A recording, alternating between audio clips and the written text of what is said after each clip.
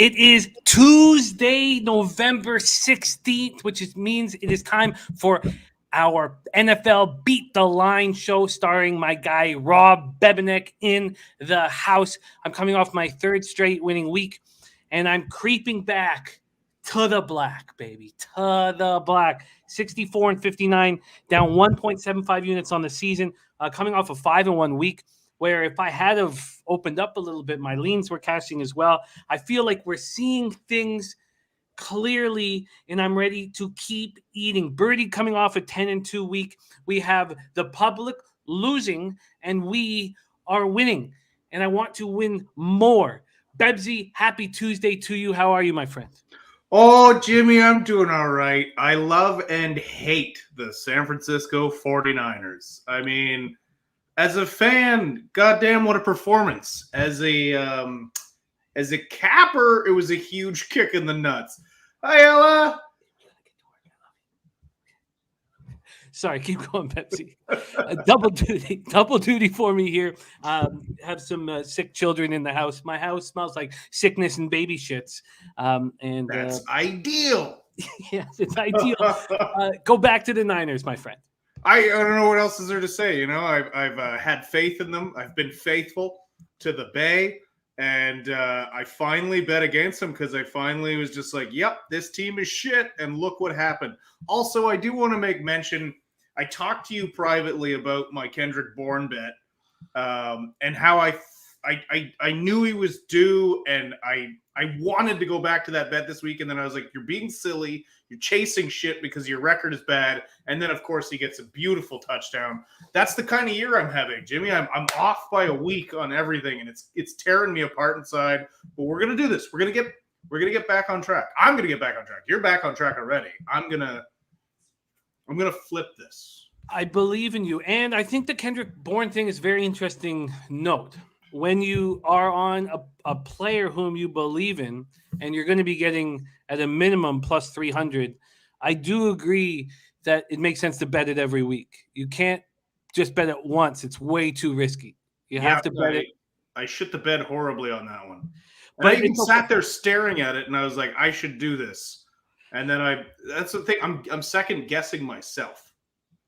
I understand that you're doing that. There's still lots of time to come back in the season. I picked up 10 units in the last 3 weeks. A Birdie coming off a 10-2 week. You just need one giant week to turn everything around. And I believe this is the week. There's lots of great opportunities. As we keep seeing week after week after week, betting against what you saw the week before is just a smashing success. And the Cowboys and the Bills were the perfect examples of that situation. So I think there's lots of opportunities on the board. Let's get right to work. I'm pumped up. I'm ready to rock. We got Burgundy Bets in the house. Harold Williams. We got my man R, who's coming to us here from the 6 as well. Sean Dozier. We got Snook Slayer. Birdie in the house. Thank you for joining us. B-Ball 619. B-Ball, by the way, on Saturday, hit a little 5-game parlay, $300, paid out just a taint hair over 9K. We got Mike M in the house. Thank you for joining us. There's Clint Starr, the diehard MMA podcast. Love seeing you guys here. Thank you. At Young Chillionaire, Cab, Dennis Trusty, ready to get to work. There's Ski Profit in the house. Ski Profit. Harold Williams coming off a 6-1 day. A lot of great work being done here of late by us. Let's keep it rolling. Ski Profit, by the way, is our number one capper on NFL Pub Hub. And a wild Billy Brisbane, who they've been battling. Now Jacksonville Zoe's in the mix. We are putting together a pretty cool prize package for the winner of the year-long contest that we're having. But Billy Brisbane had a parlay, a 3-game parlay that was available at BetMGM, and it required 3 running backs to go over 40 yards. 3 running backs to go over 40 yards. So one was Antonio Gibson. He did it easily. Let me just pull it up. He did it easy. He went for like 67 or so. And let me just pull this up right now. So this was plus 275. One was Ingram. He easily, Mark Ingram went over the 40. And the other was Michael Carter. And Michael Carter finished with 39 yards rushing And that is the difference right now. But great to see Ski Prof here in the house. Diehard's ready to come in this week. I'd love to have you this week. All right, let's get to work right now. I'm coming off a 5-in-1 week plus 3.85 units. Dolphins plus 8.5 casher. Titans team total under 23.5 casher. I thought some terrible. I mean, we're just going to have to deal with the roughing the passer of ridiculousness that's been all year long, and it's going to cost people a lot of money at times, and it's going to save people money. It's just one of those awful things that we have to deal with. That call was insane. It's nuts. That was insane. The Titans Saints one was just unbelievable. I just couldn't believe what I was seeing, and it's going to affect us, and it does put a damper on gambling on the NFL. There's no doubt about it. There has to be. Never mind just gambling. It puts a damper on the whole league. Like, just as a football fan, you watch that shit and you're like, come on now. You're ruining the game. Yeah, it's absolutely ridiculous. Slatsy says, my average 6-hour Tuesday hangout with Jimmy the Bag. I must love him. Thank you, Slatsy. That is love. Colts, first half, -6 cash. Lions, plus 8.5 cash. My only loss, Chargers, -2.5, was actually worse than it sounds because my dad sent in action to be on the Vikings, and I didn't send it in. So it was really like a double-up loss there for me. And Chiefs -2.5 was as easy as gambling gets. Bebsie, Cleveland, New England under 45.5. If you had have said, look, the Browns are going to put up 7 points, you would think you would have cashed that bet. Unfortunately, that wasn't the case. Bills first half -6.5, and Detroit, Pittsburgh under 43. Cash. Minnesota, Chargers over 52. Minnesota played very good in that football game. You lost the Rams double up. You cashed Washington +10 and Washington under 51. You lost the Titans running back double up and Henderson as well over 67.5 rush yards didn't go through. Well, the Henderson one, had they not gone down 14-0 right away, that prop was money. It was just Stafford throwing that pick six after the INT. The Rams, if you'll notice, if you're live betting, as soon as the Rams get behind, bet everything against them, whatever you can, because they fall apart. Game plan out the window. They certainly do not look good down points. They've not been coming back. They've not been showing any fight, which is something that Stafford usually shows. All right, let's get to work right now. Week 11, here we come. Thank you guys all so much for joining us here on Pub Sports Radio. We start Thursday, November 18th, a Thursday night, or 8:20 p.m. Eastern. New England Patriots at Atlanta Falcons. Patriots 6-4, 4-0 on the road. Falcons 4-5, 1-3 at home. Let's move over here to the card. We have it opening up at 5.5 at Pinnacle right now. It is a stale line, so I'm not sure. There are 7s across the board at most books right now. I will pull up the actual Pinnacle site so we know the opener to what it is right now. From a cash flow perspective, we have 3,908 tickets in. 79% of the tickets are on the Patriots. 86% of the cash is on them as well. Then you have 40% of tickets and 60% of cash on the under. If you are just playing off what the public is seeing right now, it'd be a very simple bet on the Falcons at +7. Question is, do you have the balls to trust the Falcons? And this is probably a spot where we should try to, because the Patriots are getting a ton of love. Now, they are 4-0 on the road this year. Patriots coming off a dominating 45-7 home win over the Browns for their 4th straight win. Mac Jones, 19-23 for 198 yards, 3 touchdowns, no interceptions. First Patriots rookie with 3 or more touchdown passes in the game since Drew Bledsoe in Week 18 of the 1993 season. First rookie in franchise history with 3 or more passing touchdowns and no interceptions in the game. Even Brian Hoyer came in and had a little fun. Went 3 for 3 for 85 yards and a touchdown. As you said, Kendrick Bourne caught 4 passes for 98 yards and a touchdown. He also ran 3 times for 43 yards. Hunter Henry caught 4 passes for 37 yards, 2 touchdowns. Ramondre Stevenson looked very good. We have Damian Harris in concussion. He returned to practice today in concussion protocol. And, Ramondre looked very, very good. New England went 7 of 9 on 3rd down. They scored on all 4 possessions in the first half to take a 24-7 lead. They were able to get tons of pressure, 5 sacks, 10 quarterback hits, knocked Mayfield out of the game. Kyle Duggar got 8 tackles and interception. The Patriots held the Browns to 217 total yards and 1 of 11 on third down. The Patriots defense is allowing just 17.7 points, second best in the NFL. And as always, they have this lengthy list of questionables. And, Yuki, Juwan Bentley, Trent Brown, Kyle Duggar, Donta Hightower, Jalen Mills, Shaq Mason, Kyle Van Noy can all be expected to be in the lineup. Same with Brandon Bolden and N'Keal Harry. It's Gunnar Olszewski and Jonnu Smith, and Damian Harris, who may or may not be. Damian Harris is likely to be back in action. Do you believe in what you're seeing from the Patriots? Do you want them as a touchdown favorite here on the road? It's funny. I was actually talking to one Alexander Pavone about this game earlier today, and I predicted this would be set at 6.5, which I think it was to open, and I thought there was a chance that it might be a little bit more just because of recency bias. We saw New England go off. We saw Atlanta. I don't know what the opposite of go off is, but that was it. They got absolutely slaughtered.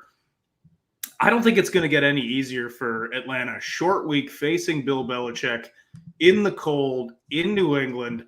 They have a better defense than the Cowboys. And I do believe in this New England Patriots team. One of the things that made them so shitty last year, everyone who's lazy and who doesn't really get football, any casual football fan would say, oh, yeah, Tom Brady's gone and they were terrible. Not looking at everything else they lost. Not just in free agency, but literally weeks before the season started, they had 7 players opt out due to COVID. That was a patchwork team all year last year. They got these players back. They went hog wild in free agency, which is not a Bill Belichick thing to do. And this team is starting to gel, and they will challenge the Bills for this division. And Atlanta at home, short week, that is a really tough spot. So if I wasn't an anti-Thursday night footballer, I think I would be okay with putting money on the Patriots here. I think this is the same thing we've been dealing with the last few weeks, like with the Niners game, with the Dolphins game. To me, this is a clear Falcons are no bet. Yeah, that's what I said this morning. That was the first thing I said was Falcons are no bet, and I've been turning it over in my head all day, and I'm flipping the other way now. Birdie says Pat's defense is dominant. There are concerns about backing Jones on a short week, but for me, it's Pats or nothing. I can't step in front of this Pats D. I bet the under 47.5 today. Let's go into the Falcons and let's talk about the Falcons. Excuse me. Let's talk about this total here right away. Opened up at 46.5 and it's shooting up. It's up to 48 at Sports Interaction, and Pinnacle is also hanging it at 48, although the under is at minus 114. The +7, by the way, on the Falcons is at also very juiced. The +7 is at minus 117. If you want the Patriots minus 7 is plus 106. Viper NB in the house had just touched down in Colombia, about to terrorize the town. Viper, have safe travels, and thank you for stopping by, my guy. And James said, I'm seeing a 7.5. I would have to take the 7.5. Harold Williams says it's Pats or pass. And TJ Main says, can't trust Atlanta's defense. What a difference a week makes. 1 week after going into New Orleans and beating them 27-25, Falcons going to Dallas, lose 43-3, down 36-3 at the half. Matt Ryan looked awful. 9-21, 117 yards, no touchdowns, 2 interceptions. Pulled at the end of the third quarter for Josh Rosen, who somehow looked even worse, going 1 of 6 for 14 yards and 1 interception. Kyle Pitts got 4 passes for 60 yards. What do you mean somehow? The last time Josh Rosen looked good, he was at UCLA. I agree, but I just that Matt Ryan had looked so abysmal that I thought anybody could come in and look better. Zacchaeus next with 2 catches for 22 yards. So it was Kyle Pitts and nothing else. Mike Davis continuing to struggle. Wayne Gallman was RB1, 15 carries for 55 yards. Falcons were 111 on first down. just 214 yards, had a season-low 11 first downs. Foye Oluokun continues this strong play, 14 tackles. They managed no pressure whatsoever. 0 sacks, 2 quarterback hits.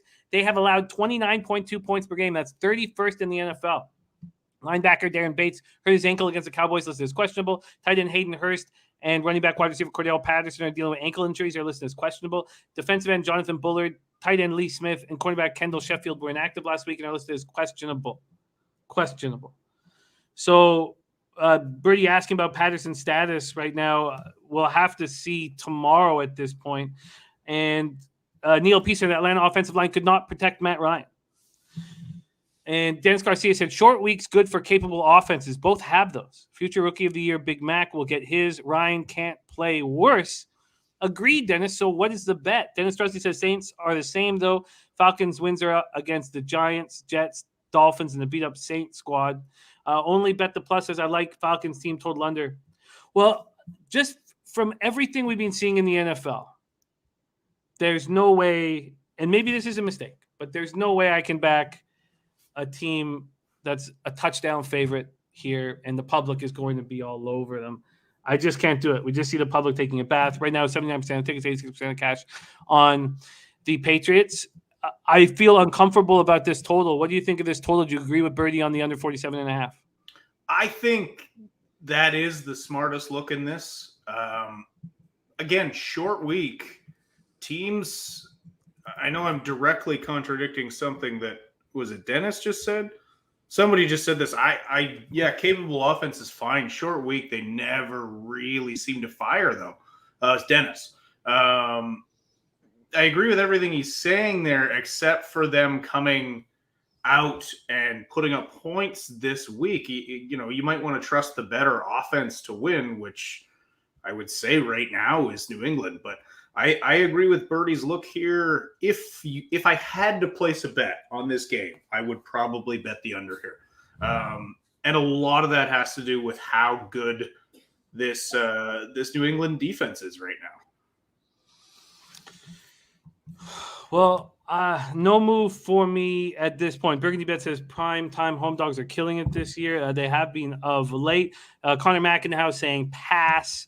And that's what I am at this point. I'm a pass at this point. I don't want to mess with the total. That's going to require more study for me. And it's Falcons or no bet, which may end up leading to a no bet. This is a pass for you, Bebsie. Of course it is. All right. It's that day of the week that I wish was eliminated from football. All right, we move on to the Sunday card. We start with the Indianapolis Colts, 5-5, 2-2 on the road at Buffalo Bills, 6-3, 3-1 at home. We're at Highmark Stadium, Orchard Park, New York, 48 Fahrenheit, mostly cloudy, 12 miles per hour. Buffalo opening up as 6.5-point favorites, and that moved quickly towards the Bills, who are now 7.5-point favorites. Although if you want the Bills minus 7.5, Pinnacle hanging out at a plus 103. This total is now at 50. Which is where, now it says where it did open up. It opened up at 50. Dennis Garcia says second half under if New England is ahead. It's amazing how much time New England can waste when they want to.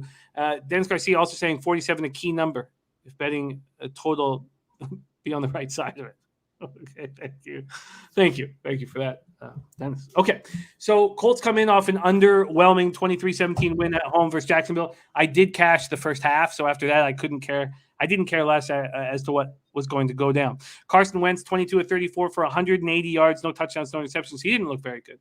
Michael Pittman caught 5 passes for 71 yards. Jonathan Taylor continues his barrage, 21 carries for 116 yards, 1 touchdown. Fourth player in the Super Bowl era to score a touchdown and produce 100 yards from scrimmage in 7 straight games. Fourth player in Colts history to reach 2,000 yards rushing in his first 2 seasons. Bobby Okereke had 8 tackles. Taylor Stallworth had 4 tackles, 1 sack, 3 quarterback hits. As a team, they had 3 sacks and 10 quarterback hits.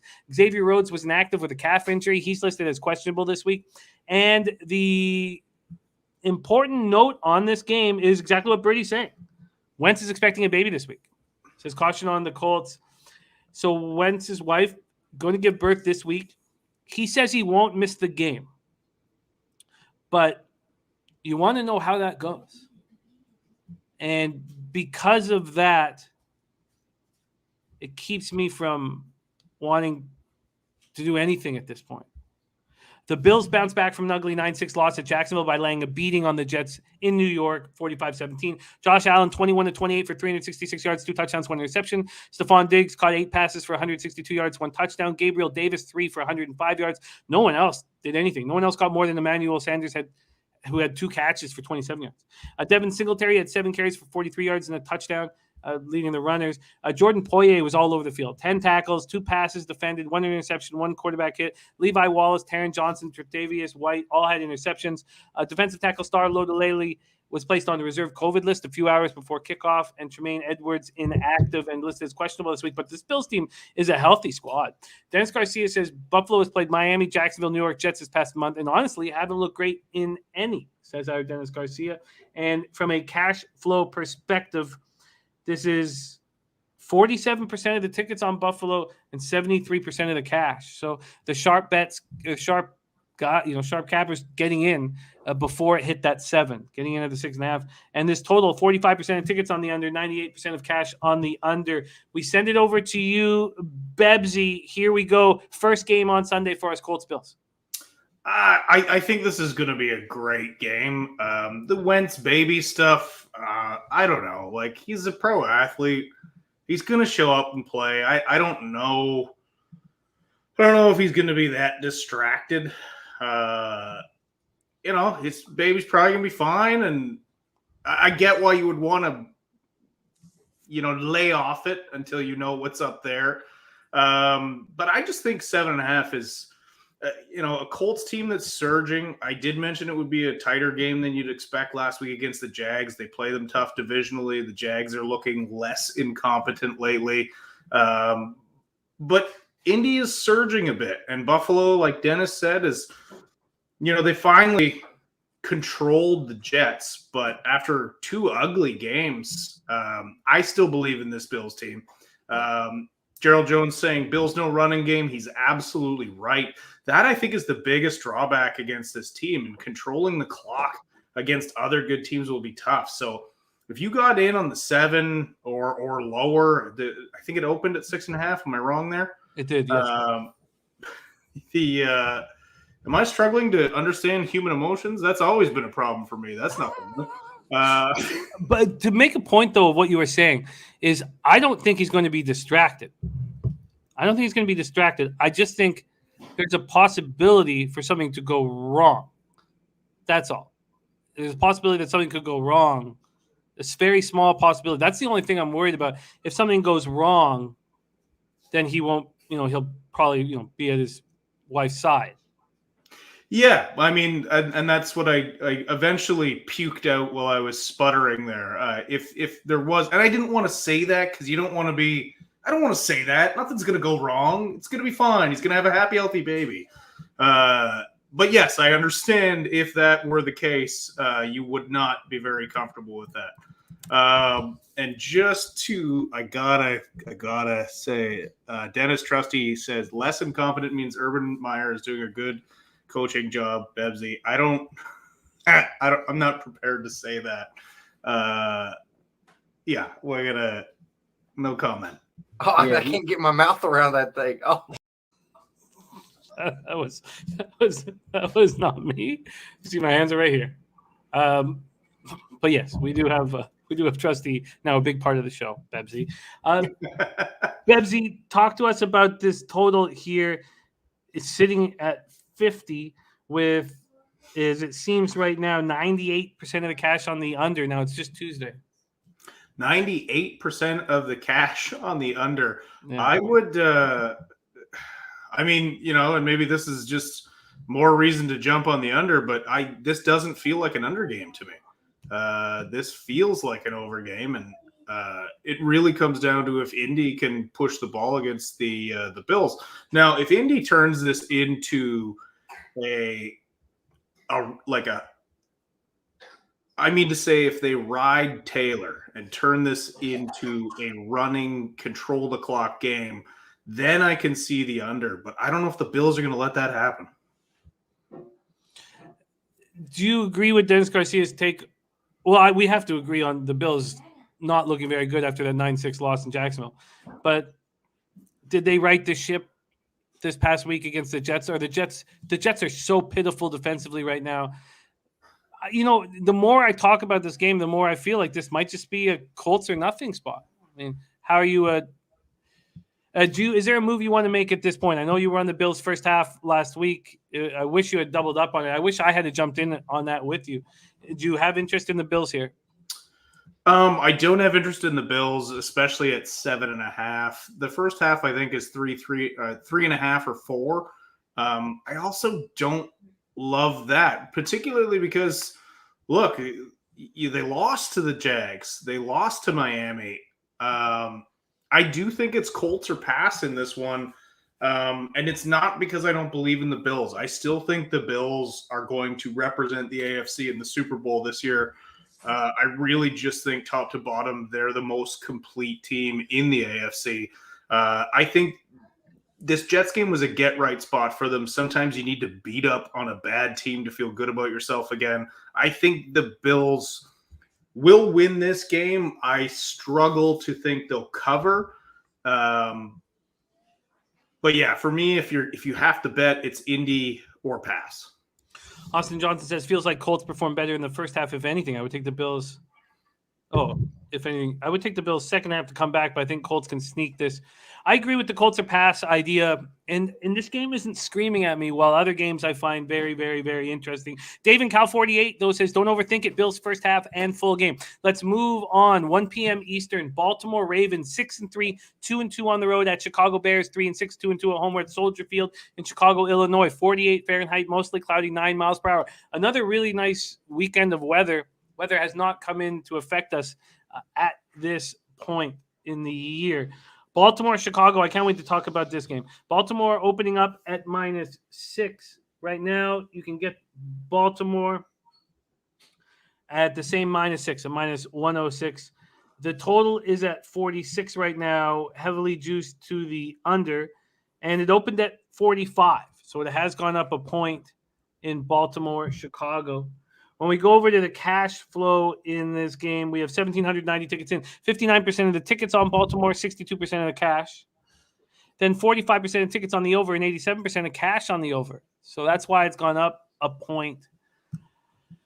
Ravens are on extra rest and preparations after an ugly 22-10 loss at Miami last Thursday. It's too bad they're playing the Ravens. I was saying that and thinking that all week. This Bears squad could easily be a bet-on team right now. The problem is the Ravens look so bad against Miami and have not quite as much rest and prep as the Bears coming off a bye, but rest and prep. Baltimore's streak of 51 regular season games with at least 14 points, second longest streak in the NFL history, came to an end. Lamar Jackson, 26 for 43, 238 yards, 1 touchdown, 1 interception. He also ran 9 times for 39 yards. Devontae Freeman ran 10 times for 35 yards. Le'Veon Bell ran 3 times for 1 yard and has been released. Rashad Bateman caught 6 passes, I believe. I don't have the number, but for 80 yards. Mark Andrews also caught 6 passes for 63 yards. And Dutch Boy Fresh gave out the prop on Mark Andrews' receptions and receiving yards over. He also gave out the prop on Lamar Jackson passing yards over, which did creep over. The defense was getting pressure. They just weren't getting any help from their offense. They finished with 4 sacks and 13 quarterback hits. Quarterback Taven Young, who had been dealing with a knee injury, suffered a foot injury in the second half, but he's expected to be ready to go on Sunday. But the bad news keeps coming in on the injury front for the Ravens. Derek Wolfe is expected to miss the rest of the season. Defensive end Derek Wolfe, back hip, done. Defensive tackle Brandon Williams, running back Latavius Murray, guard Patrick McCarry, tight end Nick Boyle were inactive last week, listed as questionable this week. The Bears come in fresh off their bye week. They were last seen in a 29-27 loss at Pittsburgh. Justin Fields, 17-29 for 291 yards, 1 touchdown, 1 interception. They look like a different team, and I want to bet on them coming out of this bye week. Fields completed 6 passes of 20 yards or longer. In the second half of the game, he looked the best we've seen him in the NFL, 12 of 18 for 228 yards and a touchdown. He was just 5-11 for 63 yards in the first half. Cole Kmet caught 6 passes for 87 yards. David Montgomery ran 13 times for 63 yards. They are not last place in the NFL anymore in total offense. And Nagy said he's hoping Khalil Mack and safety Eddie Jackson will be able to return for this game. Safety Dion Bush and offensive tackle Tevin Jenkins return to practice this week. Getting Tevin Jenkins back on the offensive line is a big deal. I think that the Bears are a bet-on team in the second half, and I wish they were playing a team that looked good last week. That's the only thing that's caught me up. But honestly, right now, this is the third game we've talked about. We have 7-point dog in Atlanta. We have a 7-point dog in Indianapolis. And now with Chicago, we have a 6-point dog. And I want all the dogs at this point. Bebsie, take it away here. What do you think of my feeling on the Bears being bet on? And what do you think of this spot, Ravens-Bears? Oh, well, shit, Jimmy. It's hard not to agree on everything you just said. I wish that Baltimore just thumped Miami last week, because I'd be on this fading them right now. But an angry Harbaugh, an angry Ravens team coming off this break, they not a bye like the Bears are, but still a little extra rest and frankly playing an inferior team. However, I agree with everything you said about Chicago. They're getting some reinforcements back, but also the last two games, Fields has started to look like the quarterback we saw at Ohio State. They're starting to look like Nagy is willing to entertain the idea that he has Justin Fields on the team. He's not still game planning for Andy Dalton and being like, here you go, Justin, do with what you can with this bullshit. So I agree with you wholeheartedly. I want to be on this Bears second half. This is just a really tough spot to bet against the Ravens. However, I'm going to say this. I'm going to stay off this. But I think this game comes down to a Justin Tucker field goal again. Yeah, I agree that this is going to be tight, and I'm going to go ahead and bet the Bears here. This will be the first definite bet I'm going to make. I mean, right now we have 59% of the ticket, 62% of the cash on the Ravens, and look, the Ravens are a better team than what we saw in Miami. I mean, there's no doubt about that. Birdie said I bet the Ravens -6. The fact that the Ravens were so bad last week might be enough to keep me off this game, unfortunately. Seeing Birdie on the Ravens -6, I feel like we're going to see a different quarterback now after Justin Fields' game against Pittsburgh. I think so too. I really think, as a Niners fan and a Buckeyes fan, I wanted them to grab Justin Fields. I'm very happy with Trey Lance. I think he's going to be a stud. However, I think Justin Fields is going to be absolutely dominant, and I think that was the last two games. Like you've seen him settle into the NFL in spite of his idiot coach. I like to see that Connor and Mac and I agree with that. But yeah, I like Fields going forward. I'd like to hear, Birdie, if you could take a second and just let us know. Great to see Trey Franklin rolling with us right now. Birdie, if you could just give us a second as to why you are backing the Ravens here. And then let's just briefly talk about this total and then move on, because I guess I can sit here and hum and haw about this a little more. Although there are some dicey books that we don't talk about that have moved to 5.5, which is surprising. Do you agree with this total moving from 45 to 46? To be honest with you, I think everyone thinks probably the under here, but I could see both of these offenses blowing it up. The Chicago Bears unexpectedly, and the Ravens having a poor offensive output against Miami, which, let's face it, Miami has a better defense than the Bears, but I can see them also bouncing back. So yes, I agree with this market move. Free play, I take the over. And Birdie did answer why he said this. I'm going to pop this up right now. He said, Ravens looked so bad and had to go. Oh, sorry, that's Trusty, but saying, look in the mirror. Lamar just had his jersey retired. They bounce back here. Birdie says, smash spot for the Ravens. So much being made about how Miami defended last week. Bears do not have the quality corners that the Dolphins do. More rest. Harbaugh, very angry. Ravens smash. You know, they've been incredible with how they've handled injuries. But I legitimately don't think they're that good of a football team. They are the best team in their division. Sure. But I don't know how good they are. Birdie says, I will also say all we saw was dogs cover last week. That is the last thing we all saw. I'm sticking to what is working, betting against what we last saw. All right.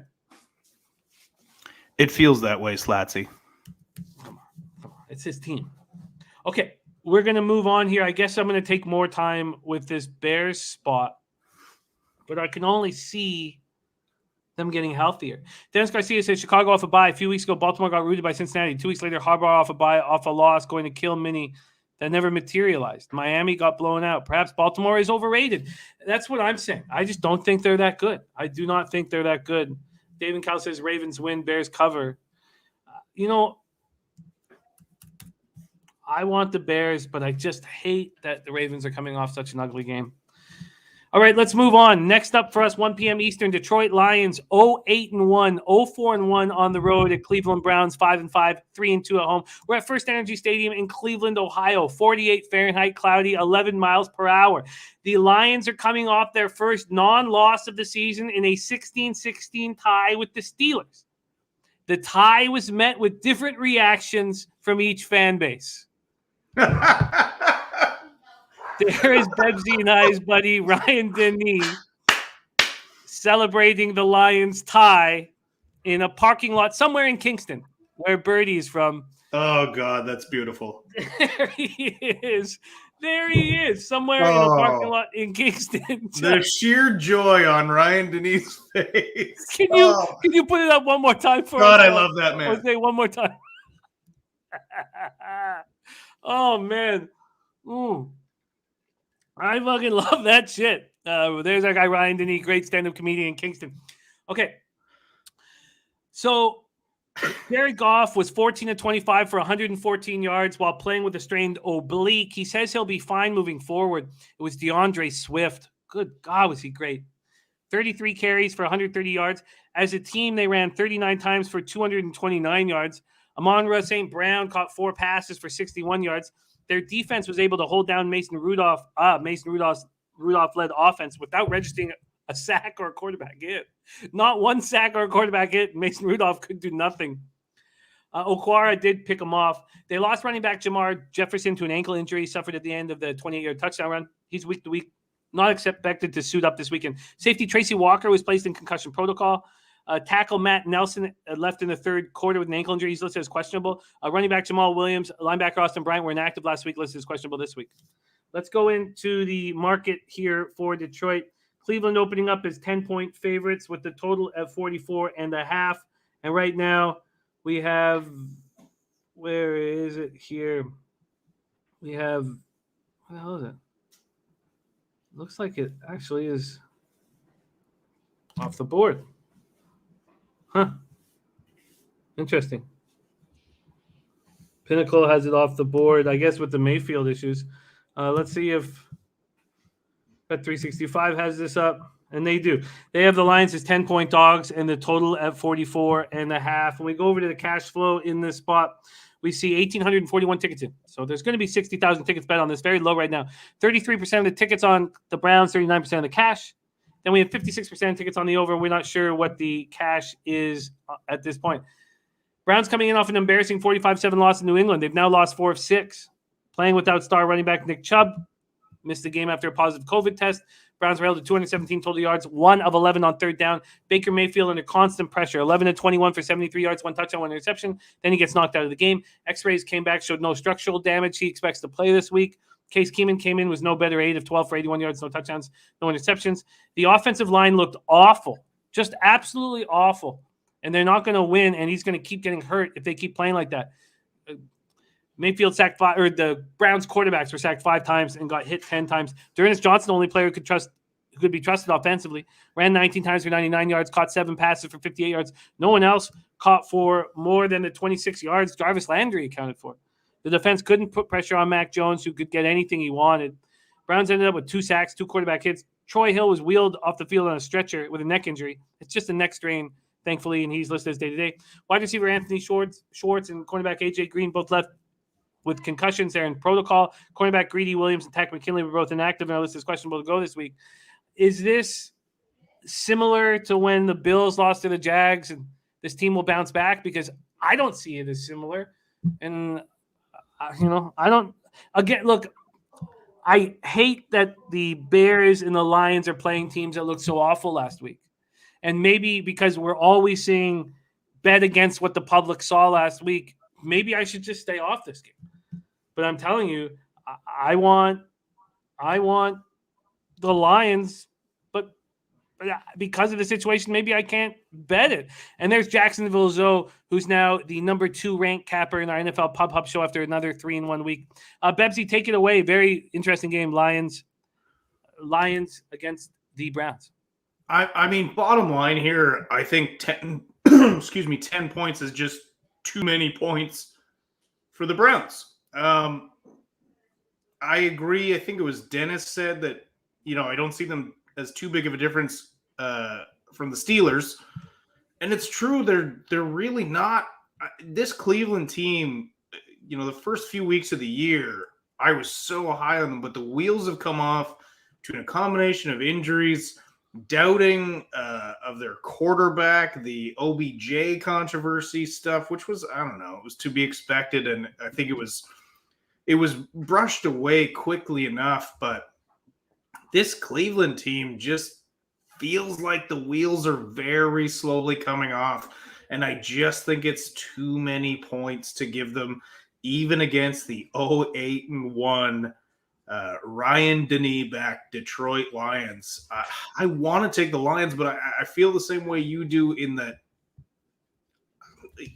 them coming off such a bad game, maybe they go off. I don't think they will. I can't back Detroit, but it is too many points for the Browns. Gerald Jones liking the under in Cleveland, Detroit. Birdie says Lions cannot score points. What do you think of this total here that's at 44.5? Yeah, again, I agree. I don't think this team is very capable of putting up points. We saw it yet again last week. It was my only under that did cash. I think I was on. No, I had 2 unders cash. Lie. But yeah, the Cleveland Browns offense is sputtering like crazy. Baker. Yeah, how long's Baker been in the league now? 4 years? 5 years, maybe?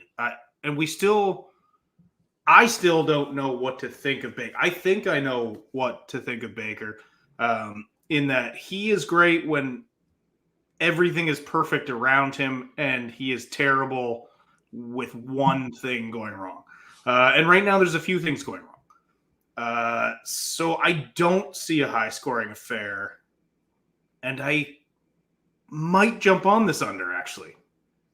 Let's go back to the cash in this. We don't know yet. Only 1,841 tickets, not a lot of totals being bet. 56% of the tickets are on the over at this point. Connor Mack, great to have C-Mac rolling with us, leaning under 44 here.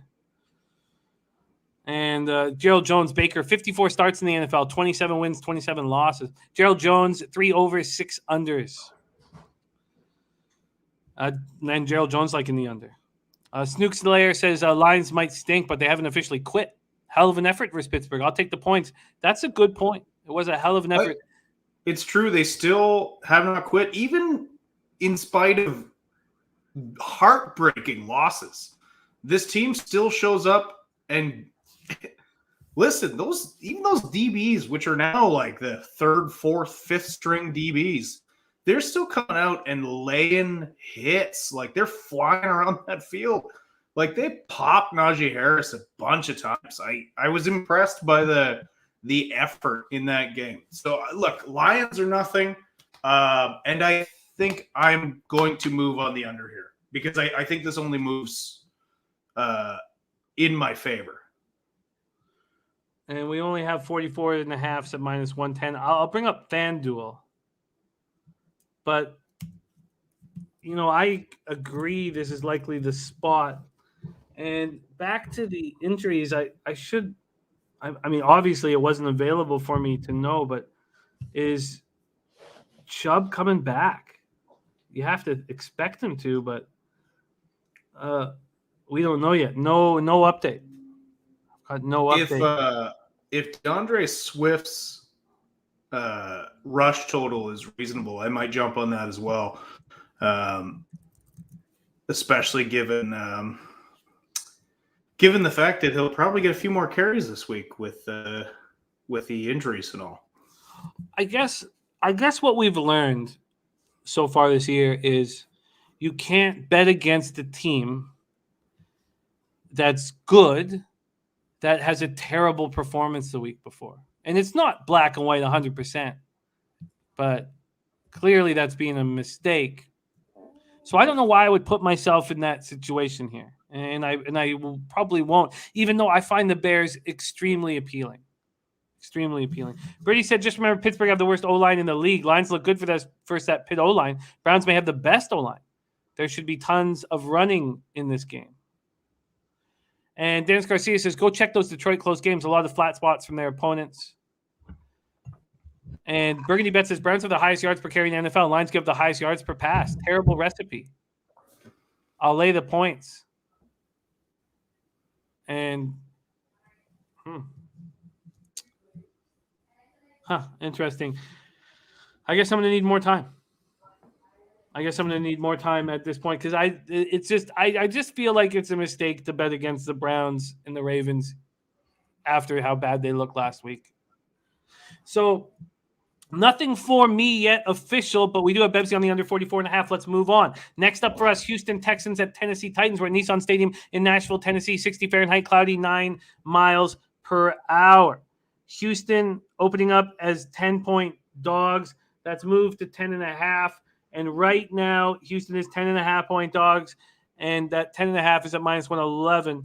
If you want the -10.5 on Tennessee, it's at +101. This total is at 44.5, and it opened at 45.5. So it's dropped 1 point. We have 2,610 tickets in.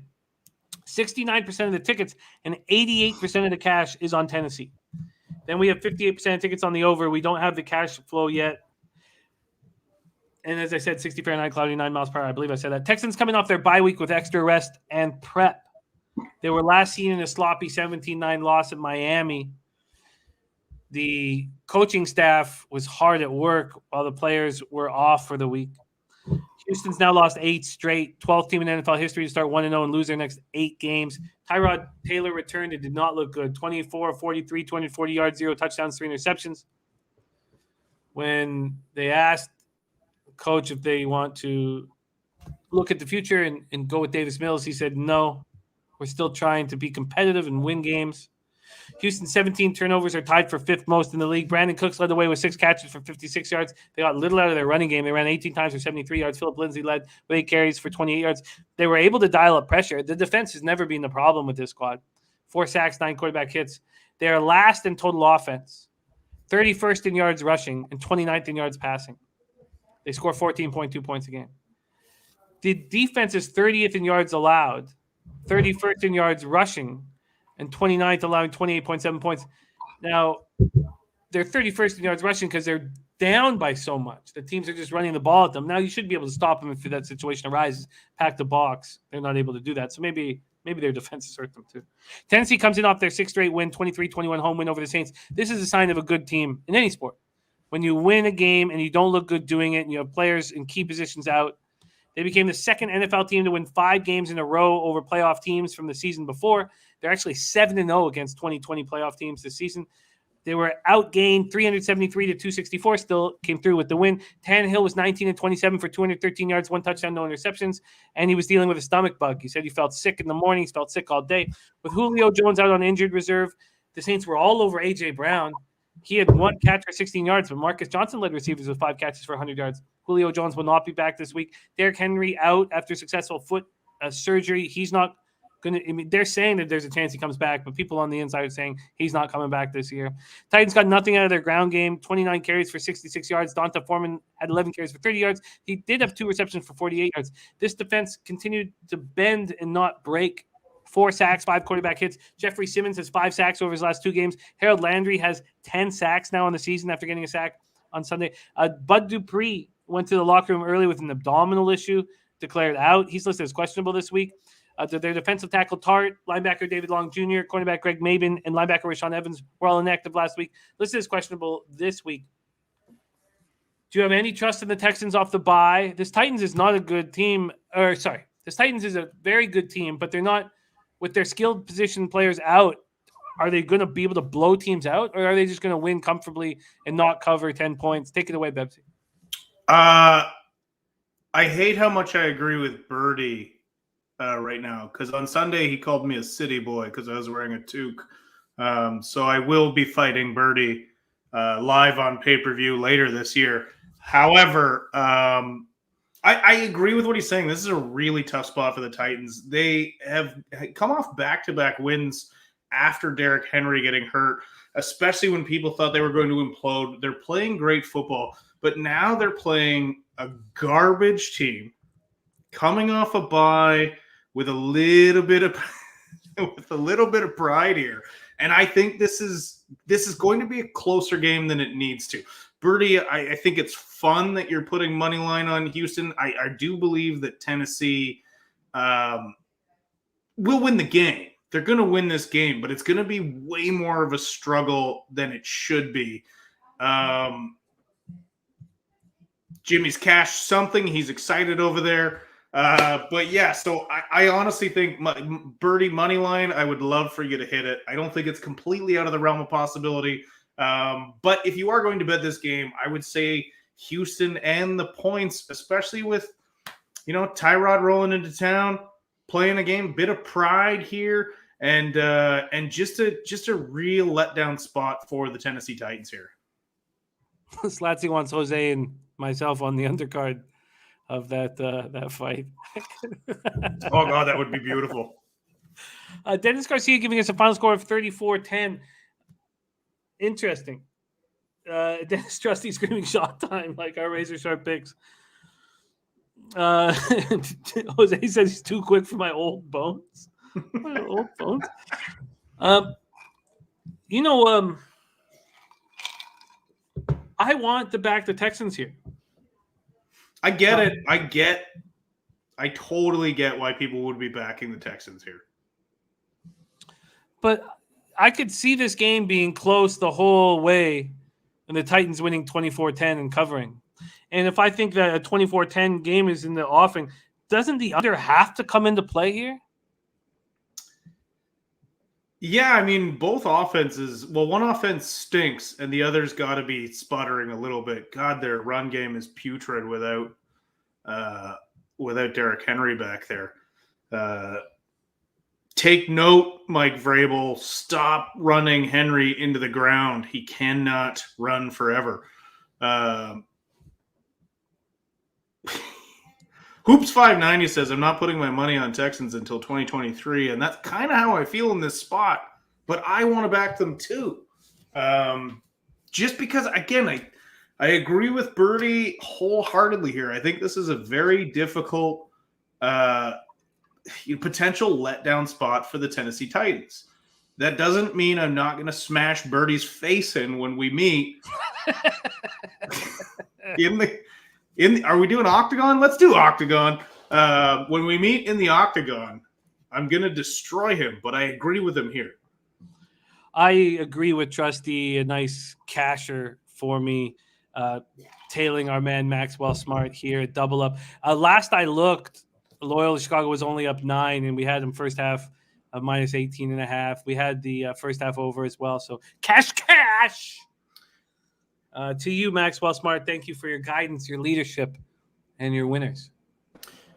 Bebsie, let's be honest, though. Minus 150 my way against Jimmy. Let's just be honest. I'm putting all my money on you. I've seen Jimmy move.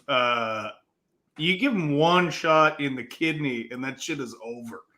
Oh, Jesus. We all know that I will have something in my gloves that will cut Jose's face. We all know that I won't fight fair. So Jimmy Ron will Walsh- bite. whatever it takes, man. Okay, but let's not get Jose and I on this road. This road will end up in a slap fight, and Bebsie has seen our slap fights when we've got drunk in the past. So let's not get into a slap fight. All right, let's stay focused here. I think the under has to be in play here because I like the Texans defense, although I did read out some stats that were poor. And I think that why are you not on the under here? Give me one reason why you're not on the under, Bebsie. I wish I had a good one. Yeah, fucking right. I'm bullying right now, Slatsy.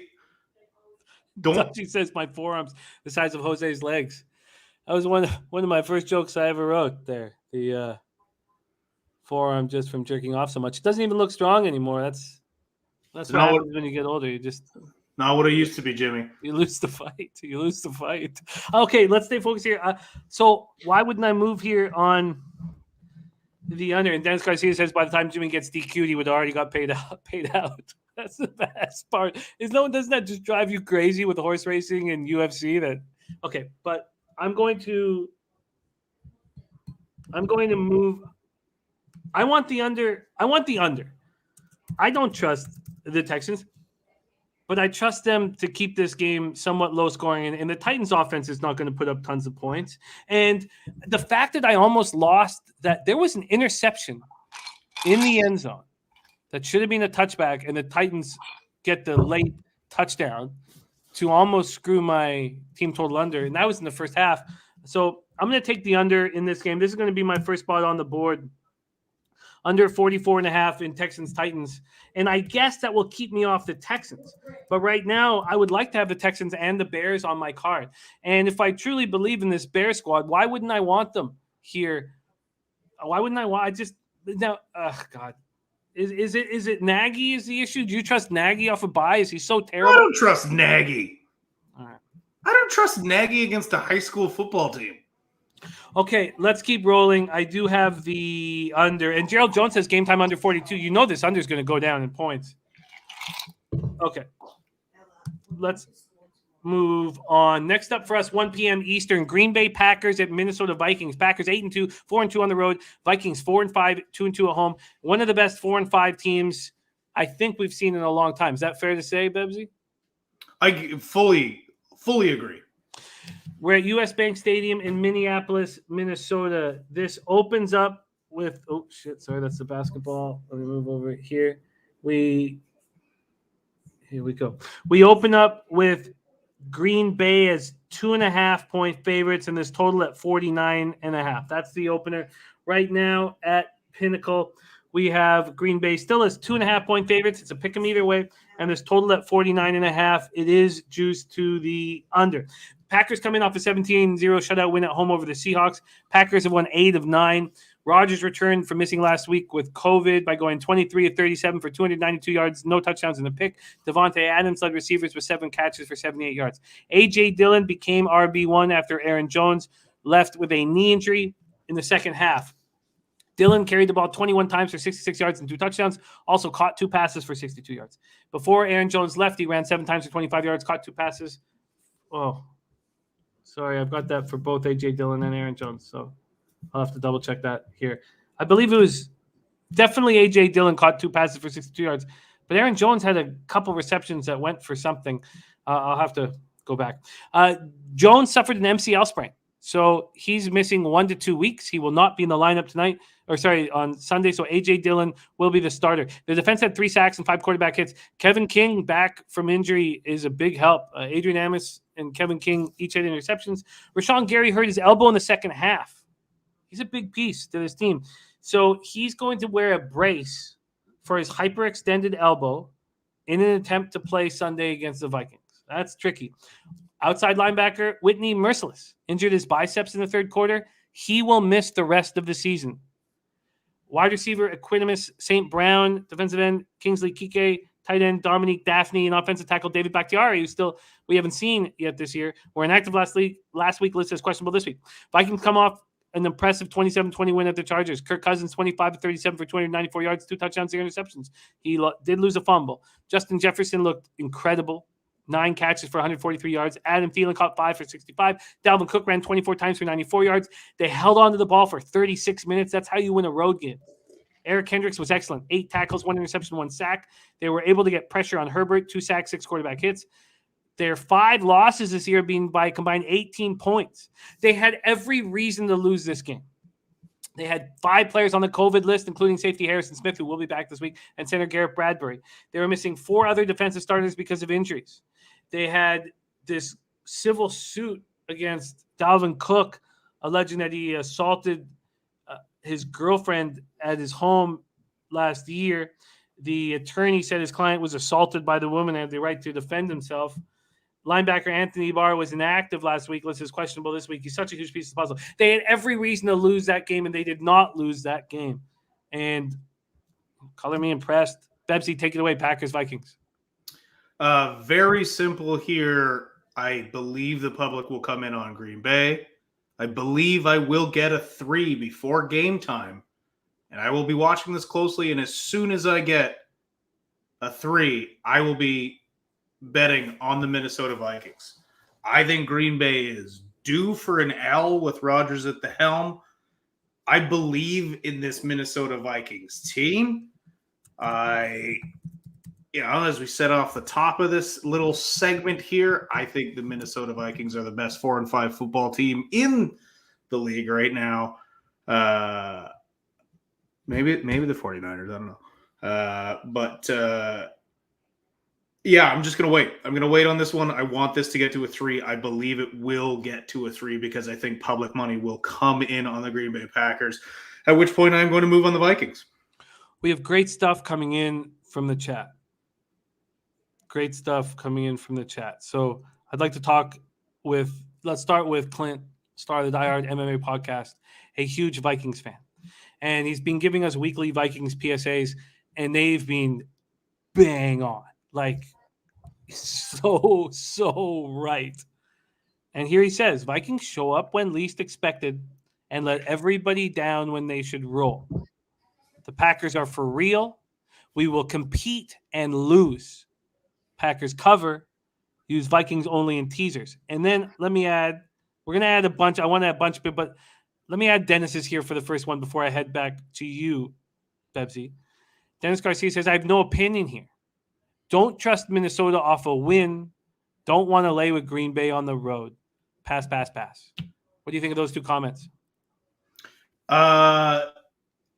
Listen, I'm deeply in tune with my team as well, and I could not have been more wrong. I'm not saying Die Hard MMA podcast is wrong here. I don't know how much I believe in this Packers team. And, you did pop up, I think it was Trusty's comment about was it Green Bay good D or Seattle bad O? I think it's Seattle bad O more than anything. That game plan was ugly by Seattle. It was just a constant effort to air. As long as you could somewhat trust the deep pass, and Pete Carroll losing his goddamn mind. That guy's got to walk away from football. He's actually nuts. So I don't have a ton of faith in this Packers defense, despite how they've been playing well. I respectfully disagree. I do think the Minnesota Vikings will play hard, so we agree there, but I think they can cover this.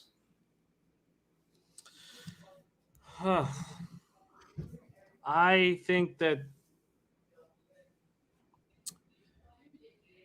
this is a very, very tough spot. Slatsy says Rodgers gets a full week after COVID mess. I'm on the Pack. Rodgers. See, I think the opposite there. I think because now he has a full week, he's less to prove. It's a little bit further away from all that COVID debacle, and I can see Green Bay coming out flat here. But I've seen Rodgers this year as a man possessed with so much to prove. His family hates him. His team drafted Jordan Love in the first round. He's a out-and-out fucking liar. He's He's gone from like lovable idiot to filthy villain. Like it's such a shift in the latter half of Aaron Rodgers' career. It's been fun to watch. It has been hilarious to watch. He looks like, he's your meth dealer, Yeah, if I like ran into him in an alley selling me drugs, I'd be like, well, this junkie's gonna stab me with a dirty needle is what he's gonna do. Oh, for sure. For sure. So I'm going to do nothing here. Now, let's quickly talk about the total. This is such a fascinating game. So let's quickly talk about the total and then see if you want to make a move. Right now, this total is sitting here at 49.5.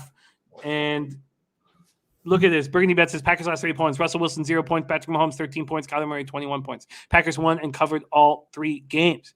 Do you want to move? There's Ron Crawford in the house. Great to see you, Ron, my guy. Do you want to make a move on the total or the Vikings? No, I'm going to wait on this. The total, I later give a shit about my opinion, which if you look at my record, you shouldn't. But I am going to wait for that 3, and I'm going to pounce on that 3.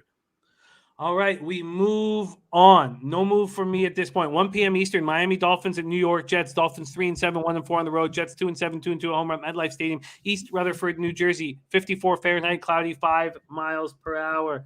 This Dolphins game opened up with the Dolphins as 3-point favorites.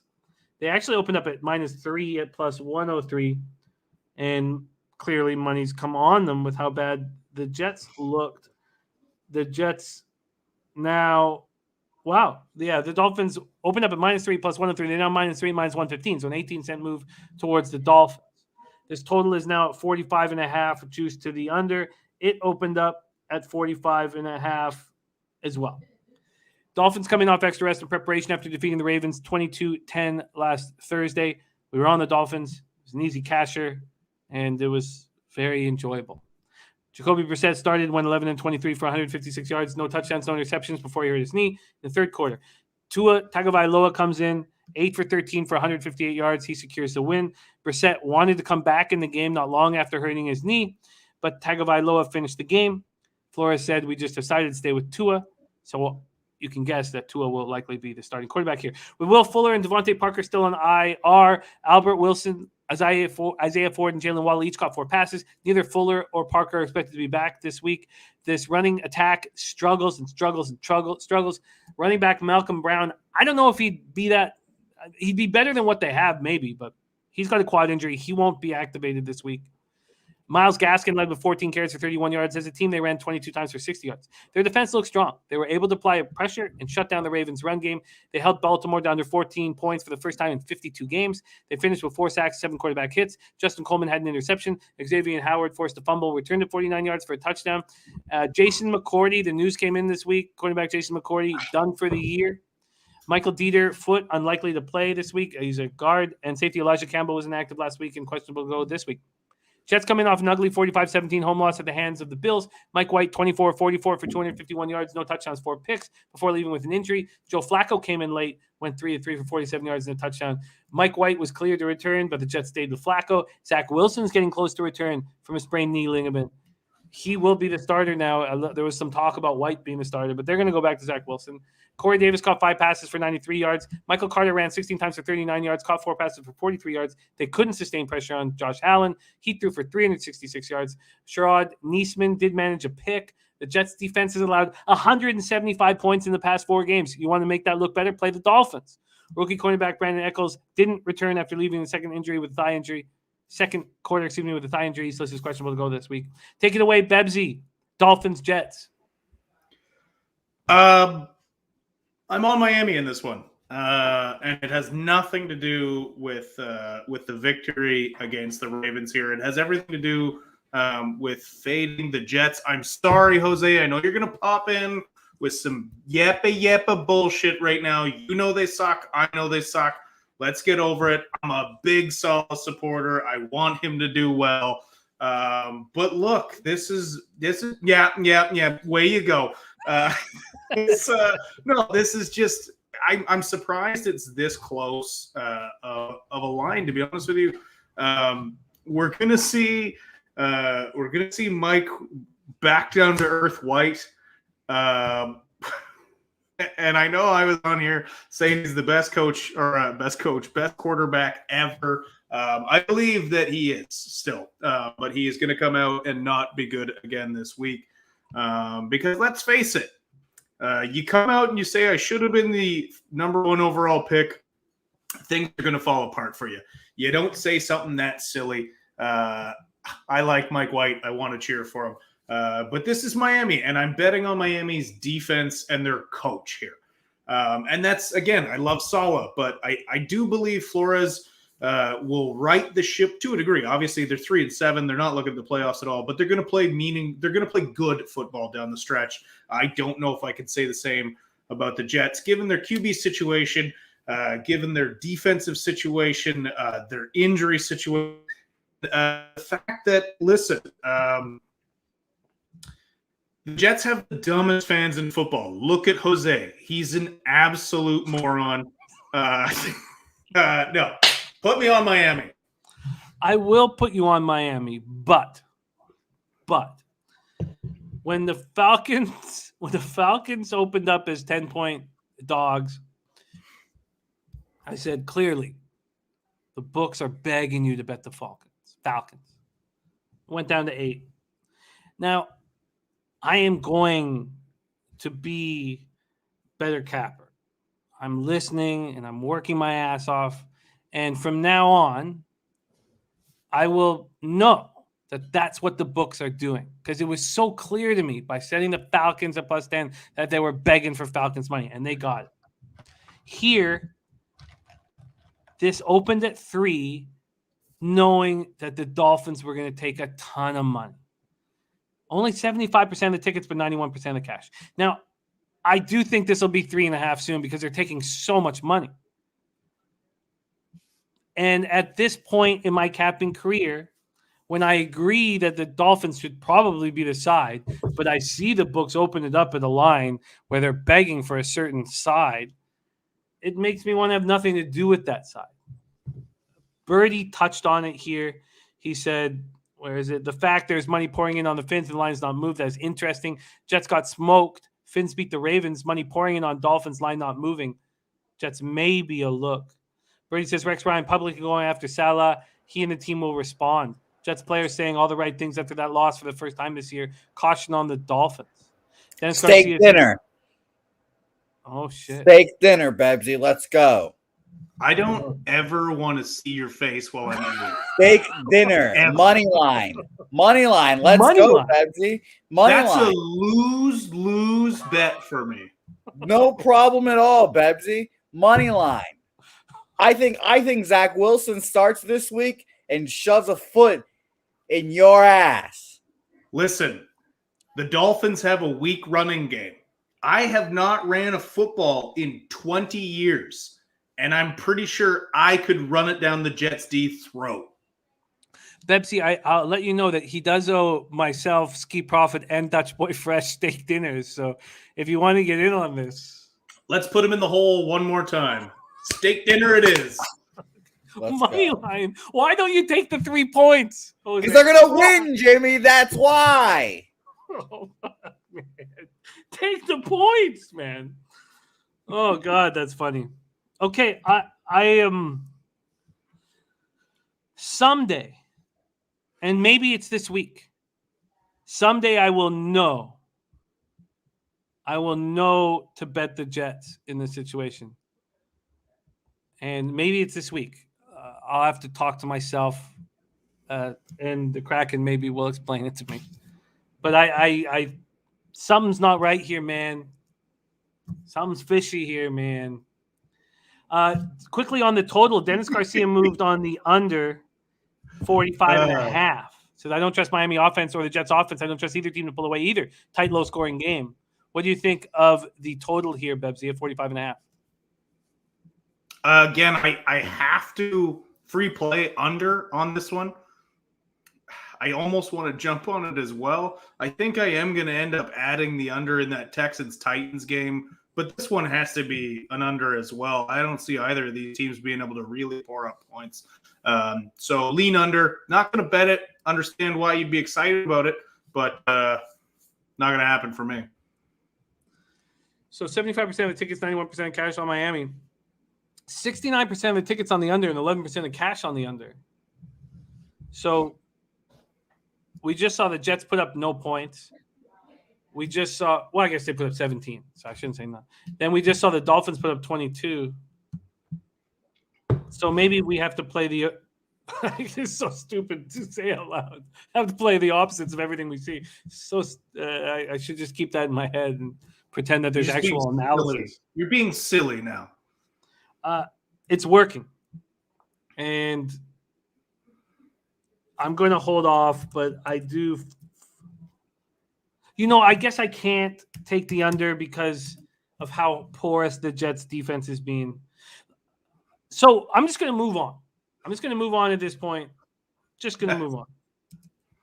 I'm going to put the under. But let's do it. Let's move on. Let's get crazy. Give you the best line available here because I do think it's likely that the -3s go to 3.5 at some point. If they don't, then the Jets are the play. But -3 at -120 at Bet365. It's -115 at Pinnacle. Let's give you the Pinnacle line right now, and I will do some line shopping for you later.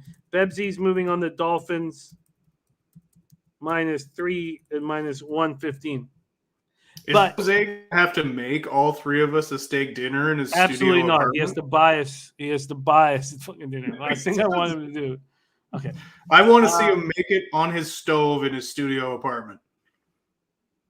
We're actually all going to Vegas. We're all going to Vegas to get the steak dinners done. No, I'll see you there. We've talked about this already, Jose.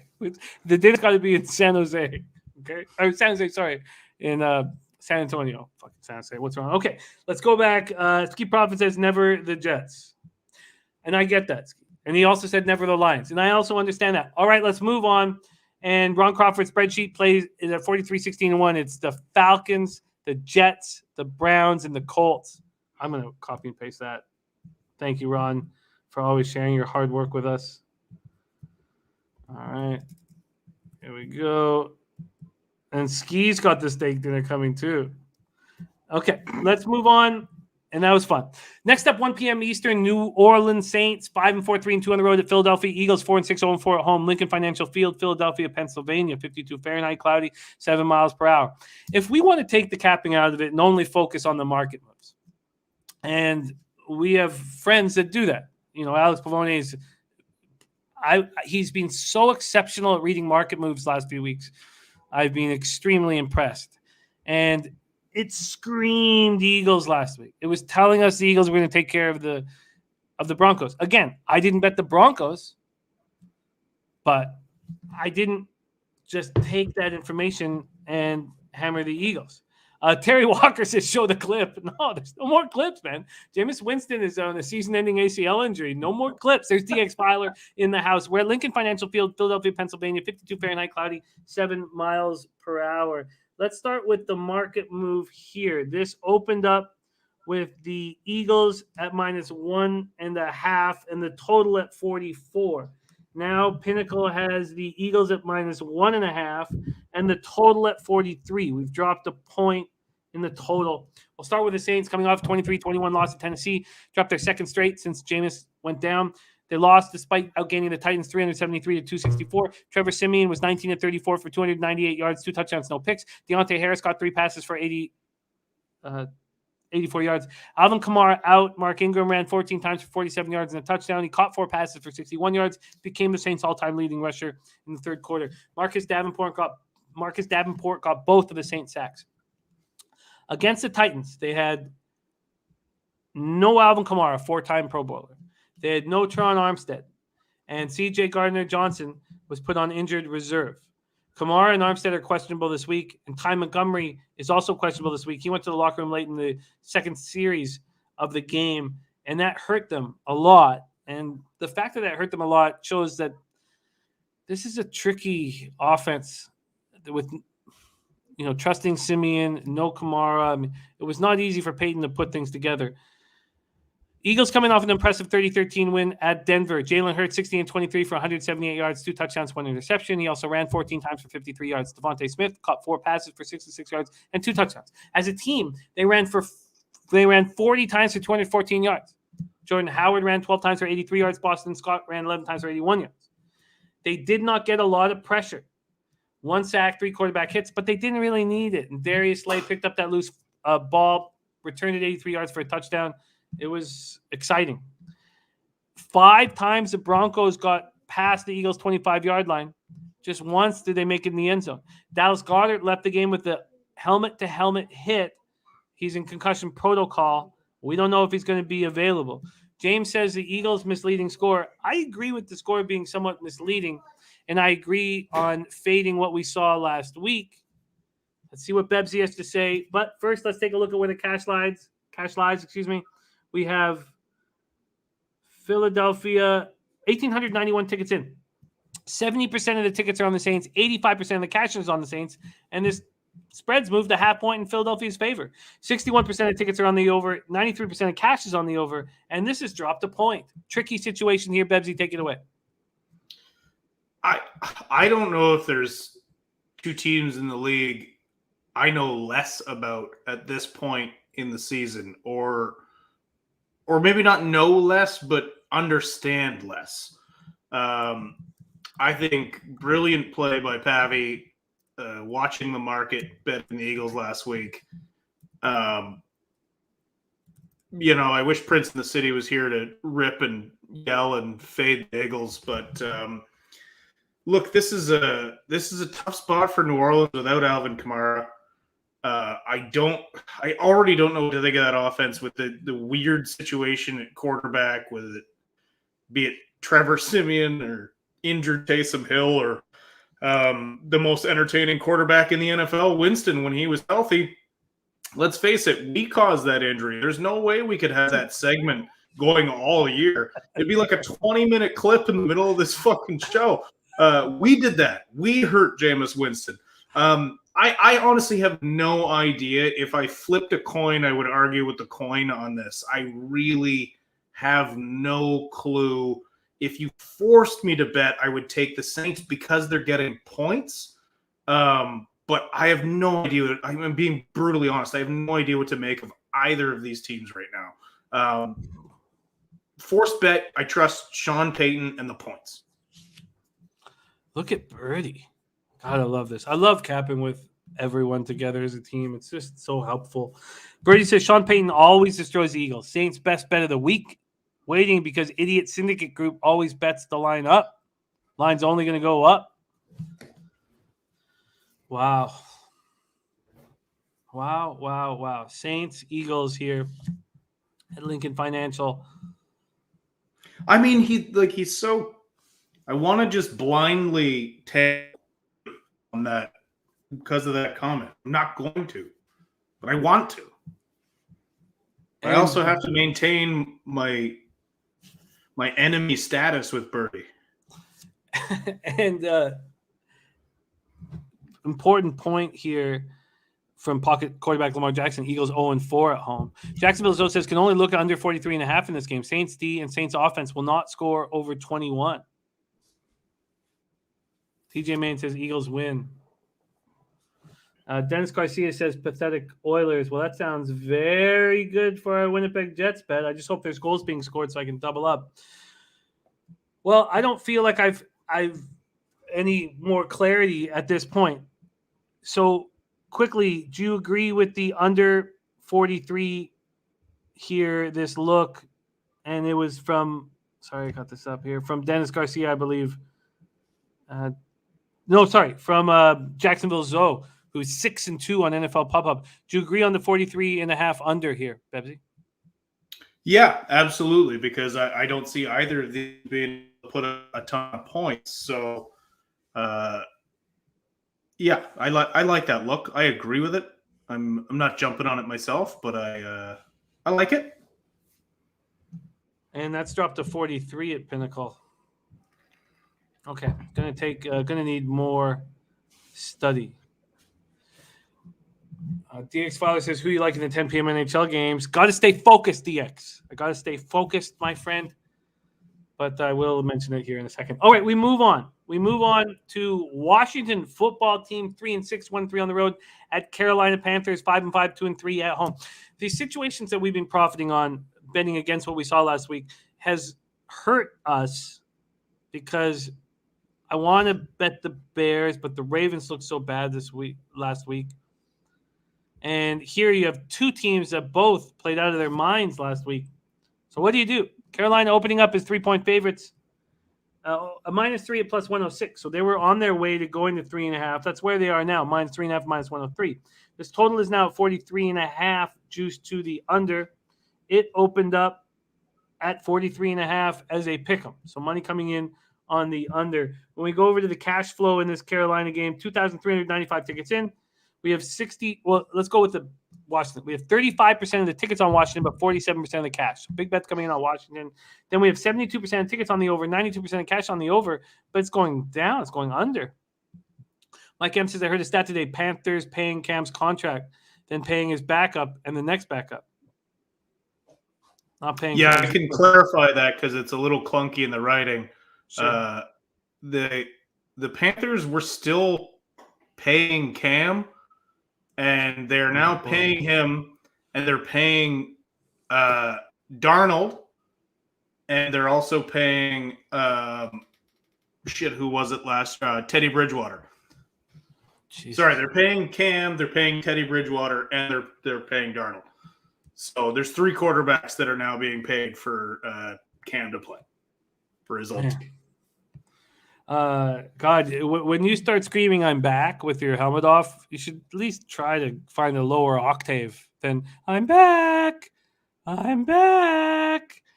But also, like, you had a very mediocre line. Like, it wasn't like you're back and you threw for 350 yards and 3 touchdowns and ran for another 60. You had a very mediocre game, Cam. It's like what you hear in a horror movie when there's a nun up and she turns around and her whole neck turns around. She goes, "I'm back." It sounds just like Cam Newton. 59 Fahrenheit, mostly cloudy, 4 miles per hour at Bank of America Stadium in Charlotte, North Carolina. Washington comes in off a huge 29-19 win at home over the Bucs. Heineke goes 26-32 for 256 yards, 1 touchdown, and 0 interceptions. McLaurin catches 6 passes for 59 yards. DeAndre Carter, who's looked good in the kick return game, caught 3 passes for 56 yards and a touchdown. Ski Prophetess, Panthers -3 in his pocket. Antonio Gibson ran 24 times for 64 yards, 2 touchdowns. If he can get over this shin injury, he's a big piece to this puzzle for this football team to have a big second half. They managed to shut down Brady despite getting pressure. 0 sacks and just 1 quarterback hit. I thought the answer of breaking down Brady was pressure, and Rivera wasn't dialing it up. What do you think of that, Bebsie? I think fading the Bucs on the road is always the smart thing to do. I don't know why that team, they just can't do anything on the road. And I don't know. Why has Brady got to be such a sore loser all the time? Haven't you won enough that you can't lose with great? Anyways, we're going to get off topic here, but I don't know if you can dial up pressure now that Chase Young is also out. Like, you're looking at Payne and Allen in the middle now and a lot of question marks. Is Sweat still out? I'll double check if Sweat's out because I don't have him in my notes here. So I'll double check that. But I imagine he's back because I don't have him in my notes. So let's keep rolling here. By the way, I'm on both dogs at 10 o'clock, DX. I destroyed the line move with the Ducks, and then the market moved against me on the Knights. I'm on both dogs. Washington lost reigning NFL Defensive Rookie of the Year, Chase Young, to a right knee injury. He's on IR. They have no Montez Sweat. Oh, Montez Sweat is on IR. Okay. And Chase Young done for the season.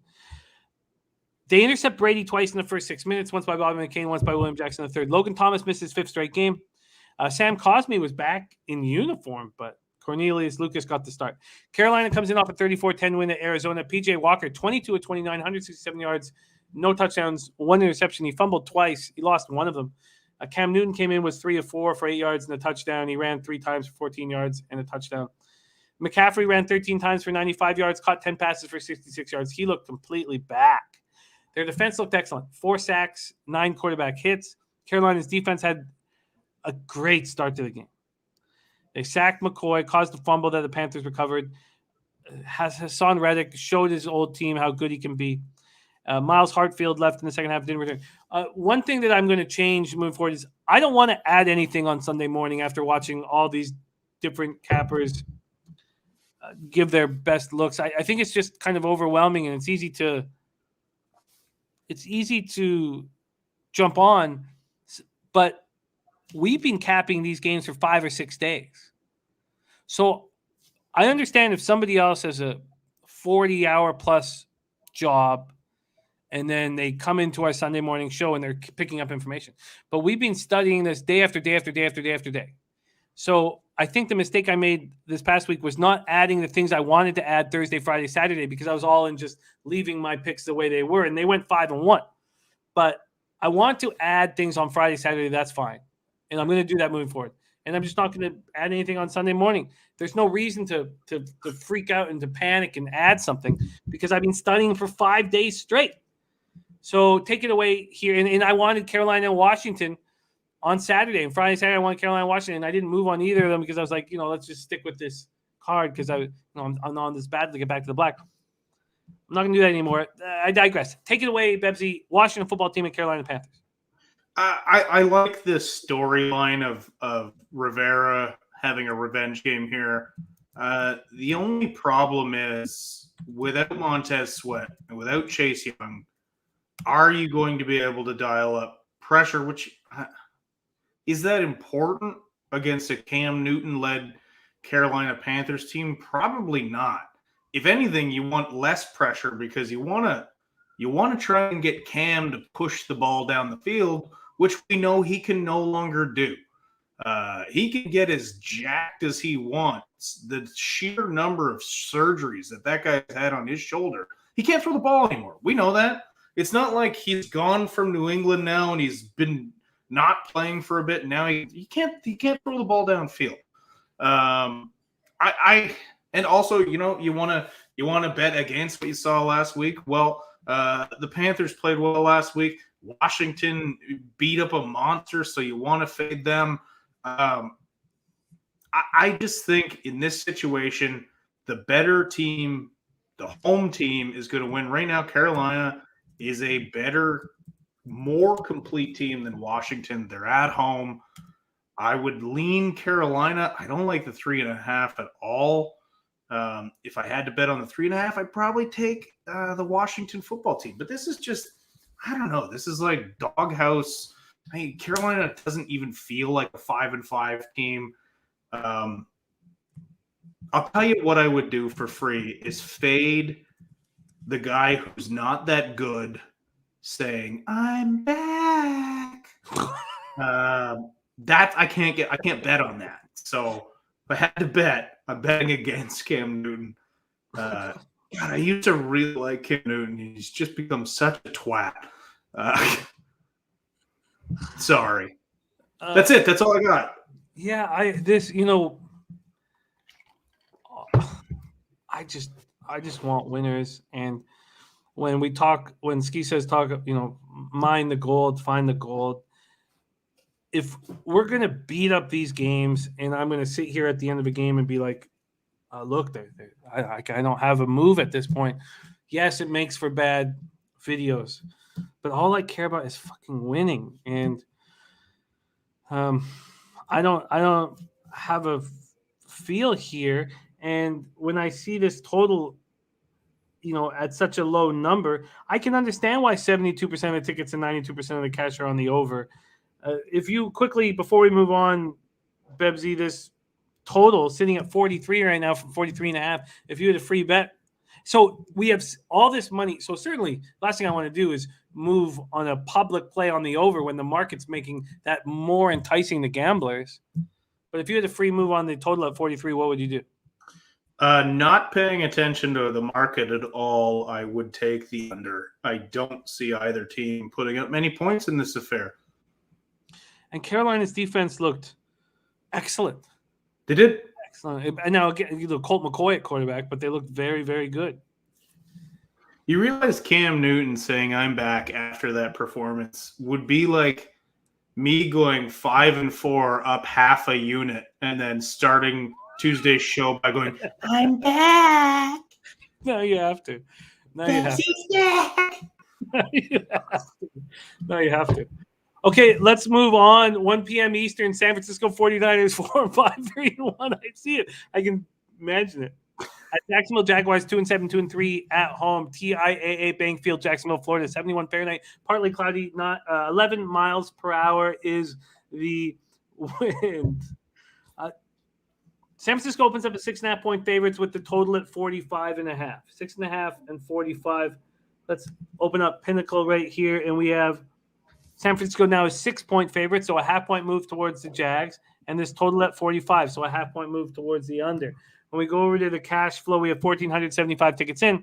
39% of the tickets are on Jacksonville and 63% of the cash. 60% of tickets are on the over, 99% of cash is on the over, yet it's dropped a half-point. Dennis Garcia says Jacksonville or pass. Niners coming off their biggest win of the season, an easy 31-10 dismantling of the Rams at home on Monday night. The Niners 4-5 now, 3-1 on the road, lost 4 of their last 5 games, and they looked excellent. Now they're on short rest and preparations. Jimmy G was 15-19 for 182 yards, 2 touchdowns, no interceptions. Even at their best, and I know he didn't need to risk anything.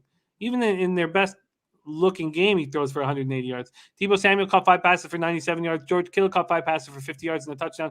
Elijah Mitchell ran 27 times for 91 yards. They got 2 sacks, 4 quarterback hits, and Jimmy Ward intercepted Stafford twice, returning 1 for a score. He looked very good. Jacksonville comes in off a hard-fought 23-17 loss in Indianapolis. 12th straight road loss, although they did win in the UK. It was considered a home game.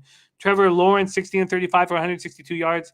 He also ran 5 times for 33 yards, fumbled twice, losing 1 of them. 13 turnovers this season from Trevor Lawrence. He was 3 of 14 for 56 yards in the first half. Came on in the second. Dan Arnold caught 5 passes for 67 yards. Jamal Agnew ran 3 times for 79 yards. Jamal Robinson ran 12 times for 57 yards. He missed last week with a bruised heel. Looks like he's healthy or healthier. As a team, they ran 24 times for 179 yards. They had 1 sack, 8 quarterback hits. A linebacker, Dakota Allen, walked off early in the fourth with an injured shoulder. He's listed as questionable this week. But this is a healthy group. Healthy group at home against the Niners team on a short week after looking so good. Do you agree with the half-point move to the Jacksonville Jaguars? Take it away. Your team is in action. Niners, Jaguars. Yeah, Dennis Garcia jumped right out and said Jags are no play, and I want to agree with him here. Look, San Francisco, they're 5-0 in their last 5 meetings against the Rams. They show up, ball out against them. They did exactly that. I really thought that was done, and that's why I was on the Rams. I was proven wrong hard. Look, this season, there's been a couple of instances in which the Niners had a chance to define what kind of team they were and shit the bed horribly. They have another chance this week, and I can't believe I'm saying that against Jacksonville, but you come off winning 31-10 against a team like the Rams and dominate them in every phase of the game, which they did. They mauled that defense, that vaunted Rams defense. And now they're going to go play the lowly Jacksonville Jaguars on the road, where San Francisco has been better in the last 2 seasons than they have been at home. So everything suggests the Niners here. But look, they play such an incredible game where emotions were high, and they crushed the Rams, and this screams letdown spot. I would fade the 49ers in this spot going into Jacksonville. I just think they come out flat, and the Jags win an ugly game here. I have no trust in the 49ers right now because they have not been able to string together good games. Everything looked perfect on Monday night. They looked so damn great. in every facet of the game. And as a fan, you're sitting there watching and be like, why don't you do this every week? Why doesn't this team show up? Why don't you play this hungry and play this hard? Their defense was flying to the ball, and you just haven't seen that in any other game this year. Okay. Let's move on. But before we do, let's talk about what Birdie is saying. Don't you bet 49ers on the road? Kittle makes such a huge difference. It is 49ers are nothing for me. I could not fade the 49ers here. No way, no how. 49ers still have playoff hopes. Caution on the Jags.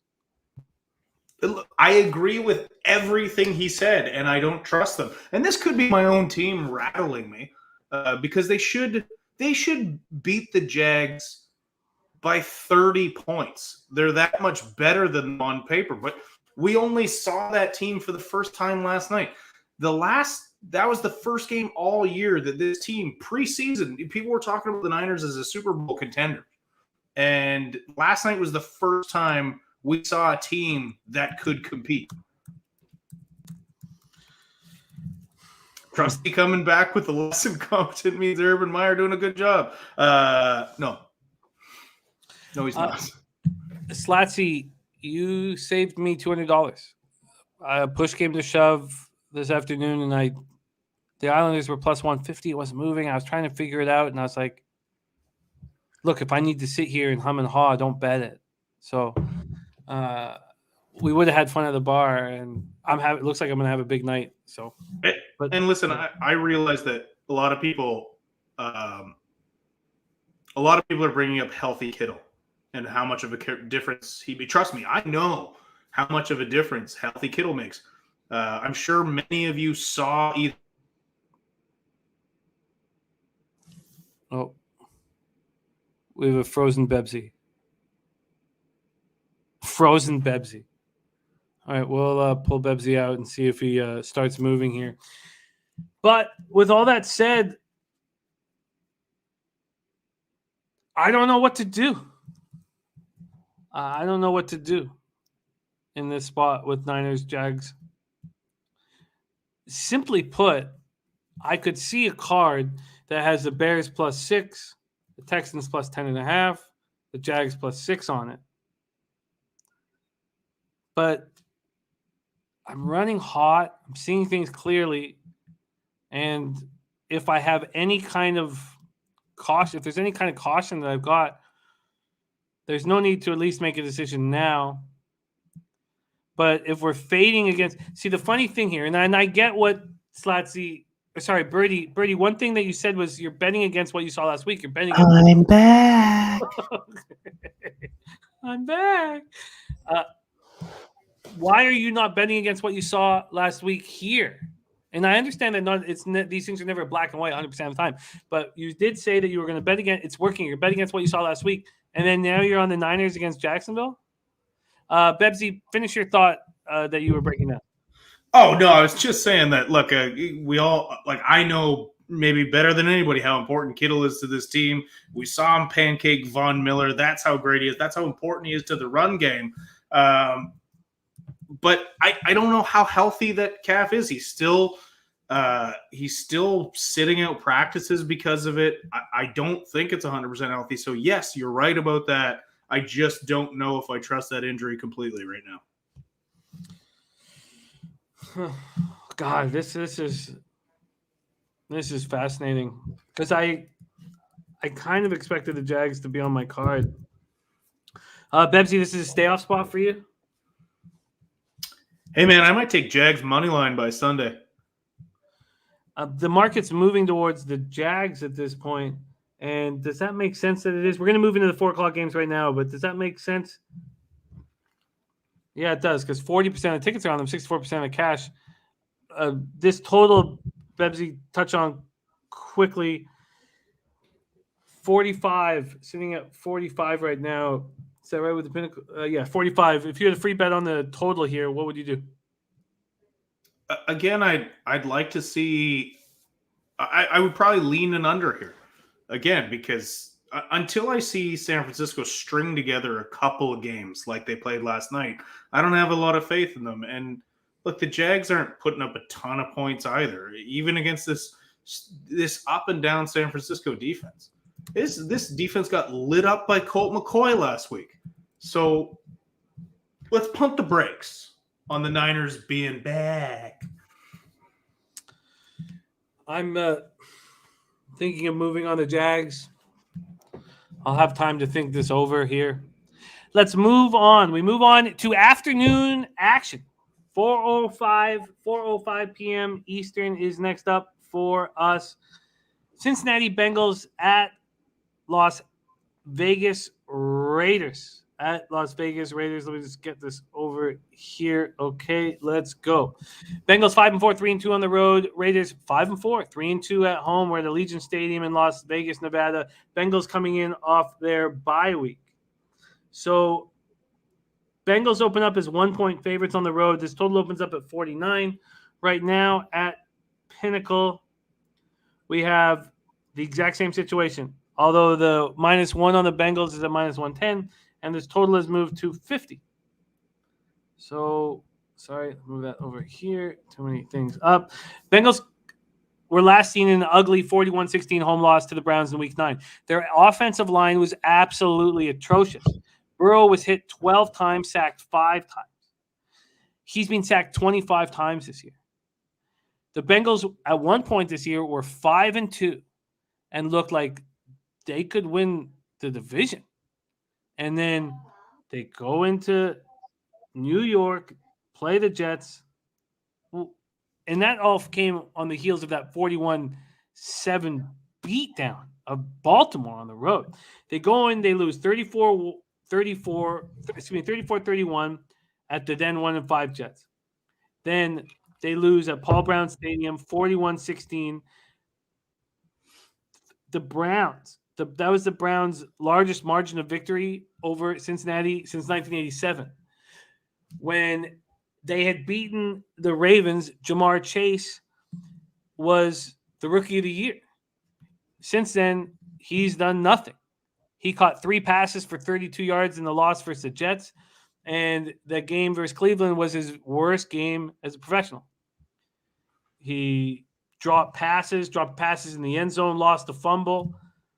So they have a ton of injury issues. Trey Waynes missed all of last season with a pectoral injury, went on injured reserve last month with a hamstring injury, and their defense has looked different since then. Guard Xavier Su'a-Filo has been out with a knee injury for a month. Linebacker Jordan Evans, knee injury on the injured list. Safety kick returner Brandon Wilson and linebacker Akeem Davis-Gator went out Sunday's game, and Wilson tore his ACL. So Brandon Wilson is done. We don't know what's going on with Davis-Gator. Defensive end Cam Sample, wide receiver Auden Tate were ruled out. There are a ton of injury issues. Now, how healthy are they going to be? How fixed are they going to be off the bye week? Then we have this Raiders team. So we talked about the weight that's being on Derek Carr's shoulders. He's been handling it. A lot of us were on the Chiefs -2.5. And I had some fear that there was a vividness bias with the Chiefs in play. But you can't keep lifting up this heaviness, this dark cloud that's hanging over the Raiders franchise. Carr was 25-35 for 261 yards, 2 touchdowns, 1 interception. Edwards caught 3 passes for 88 yards. Hunter Renfrew caught 7 passes for 46 yards. As a team, they rushed 14 times for 50 yards. They got no pressure on Mahomes. That was the one thing that you could always count on with this Raiders team this year, was that they could apply pressure. They got none. 0 sacks, 3 quarterback hits. So Richie Incognito isn't coming back. Not that he would. I mean, he would help. He would definitely help. This guy, Richie Incognito, is a captain of this squad. Gerald McCoy is on injured reserve. He's not suspended anymore. Alec Ingold suffered an ACL tear. Kayshawn Nixon was unavailable, still questionable. Nick Kwiatkowski unavailable, still questionable. Amik Robertson, cornerback, was unavailable last week, still questionable. Tyree Gillespie, safety, still questionable, was inactive last week. Connor Mack goes, Raiders games go over at home. And that was something I thought early in the year. regardless of this supposed what we thought was going to be a weak offensive line of the Raiders, I still thought these games were going to go over. But is it time to fade the Raiders week in and week out? Bebsie, take it away, Bengals Raiders. Listen, I think this over is very tantalizing, and I might just have to move on it because I kind of agree. But I talked about this. I feel like I've been talking about this every week with the Raiders. It's just one pile of shit after another for this franchise right now. Like, it's just week in, week out, something devastating.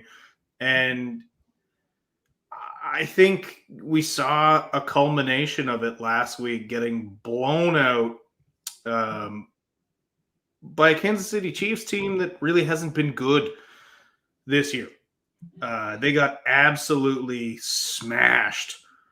And I don't know. I just can't I can't lay money with them. I understand why this line was +3 now, -1 for the Bengals. This is just a Raiders team that's dealing with too much. And as good as they were to start this season, and as good as it looked like they might have been after they got rid of Gruden, and they came back and it looked like they were going to rally. And then the Ruggs thing, I think, really crippled this team. The Damon Arnett thing was just, shit icing on a shit cake. And now I just think, like Dutch is saying here, auto fade for a while on these until you see an inspired team, which I don't know when we're going to see this team again. They look demoralized, and Carr is saying and doing the right things, but this is a lot. This is a heavy season for these players. And listen, it's hard to win games in the National Football League, and you put all of that on a team on top of just having to face other elite level talent. And it's just too much to overcome. So I agree with Dutch, auto fade on the Raiders, but I do like this over. I agree.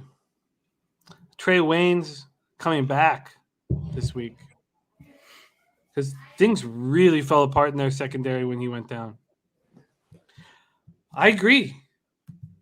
Birdie says, interesting people betting the Raiders the last 2 weeks. Now we see fade the Raiders. I will be betting the Raiders money line after the show. That's from Birdie. Look, I can understand that. Again, if you bet that though, Birdie, you're assuming that the Raiders are going to be able to push past all this negativity.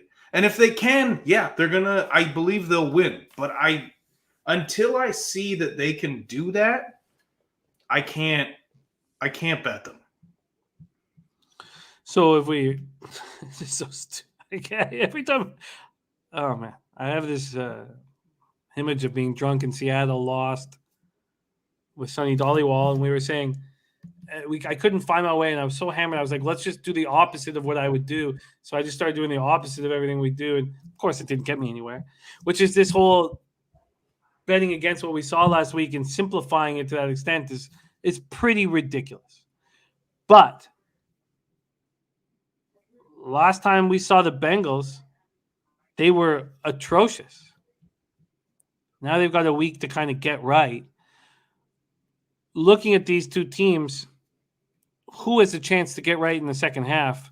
Well, there's no question it's the Bengals. Well, yeah, one team is just dealing with the struggles of getting better as a young football team, and the other team is dealing with a racist coach, a budding star that killed a woman and her dog and is going to jail for some period of time, and another first-round pick from the same year who's brandishing weapons and threatening to kill people on camera. There's a ton of shit that they got to deal with right now. So I don't,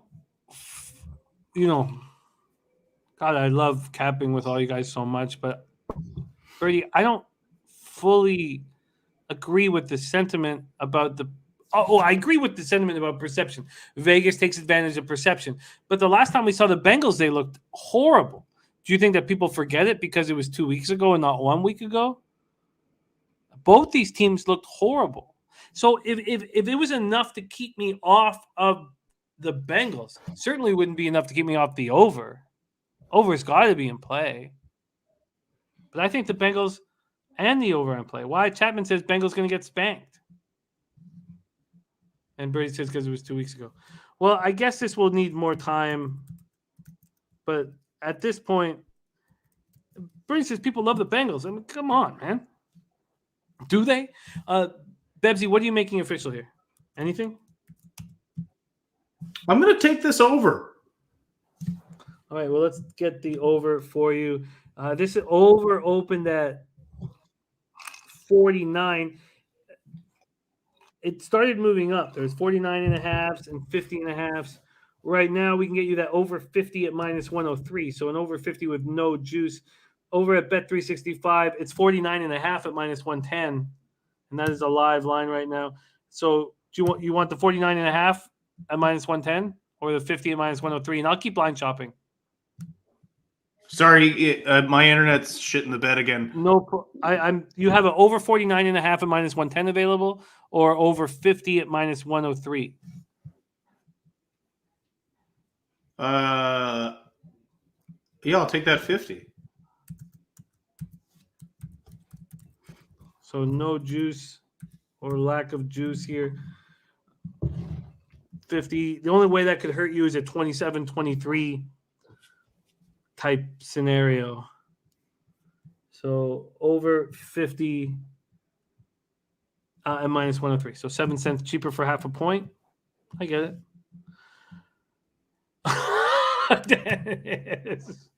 Okay, sorry. I'm going to move on. I agree with both looks. Let's move on. That's our first game at 4:05, and it's fascinating. So is this one, 4:25 p.m. Eastern. I can't wait for this football game. Dallas Cowboys 7-2, 3-1 on the road at Kansas City Chiefs 6-4, 3-2 home. Arrowhead Stadium, Kansas City, Missouri, 52 Fahrenheit, mostly cloudy, 7 miles an hour. Chiefs open up at -2. They quickly moved to -2.5. Right now, the Chiefs are -2.5 at -114. Is there a -3 on the way? This total opens up at 55, moves to 56, and it's now at 56, juice to the over at -111. High total. Let's go. Oh, let's take a look at the cash here. The 1,803 tickets in, 58% of the tickets on the Chiefs, 62% of the cash, 87% of the tickets on the over. Now, we have America's team playing against Team Vividness Bias.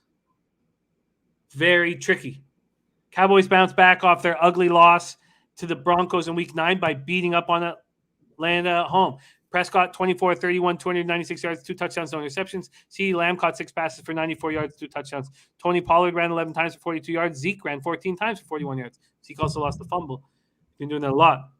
The defense held the Falcons to season worst in first downs with 11 third down conversions, 1 of 11, and allowed just 214 yards.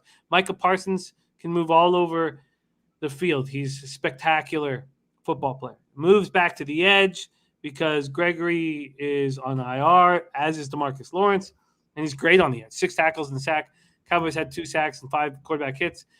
Interceptions from Jordan Lewis, Anthony Brown, Trayvon Diggs, and Tyron Smith, inactive last week, questionable this week, offensive tackle.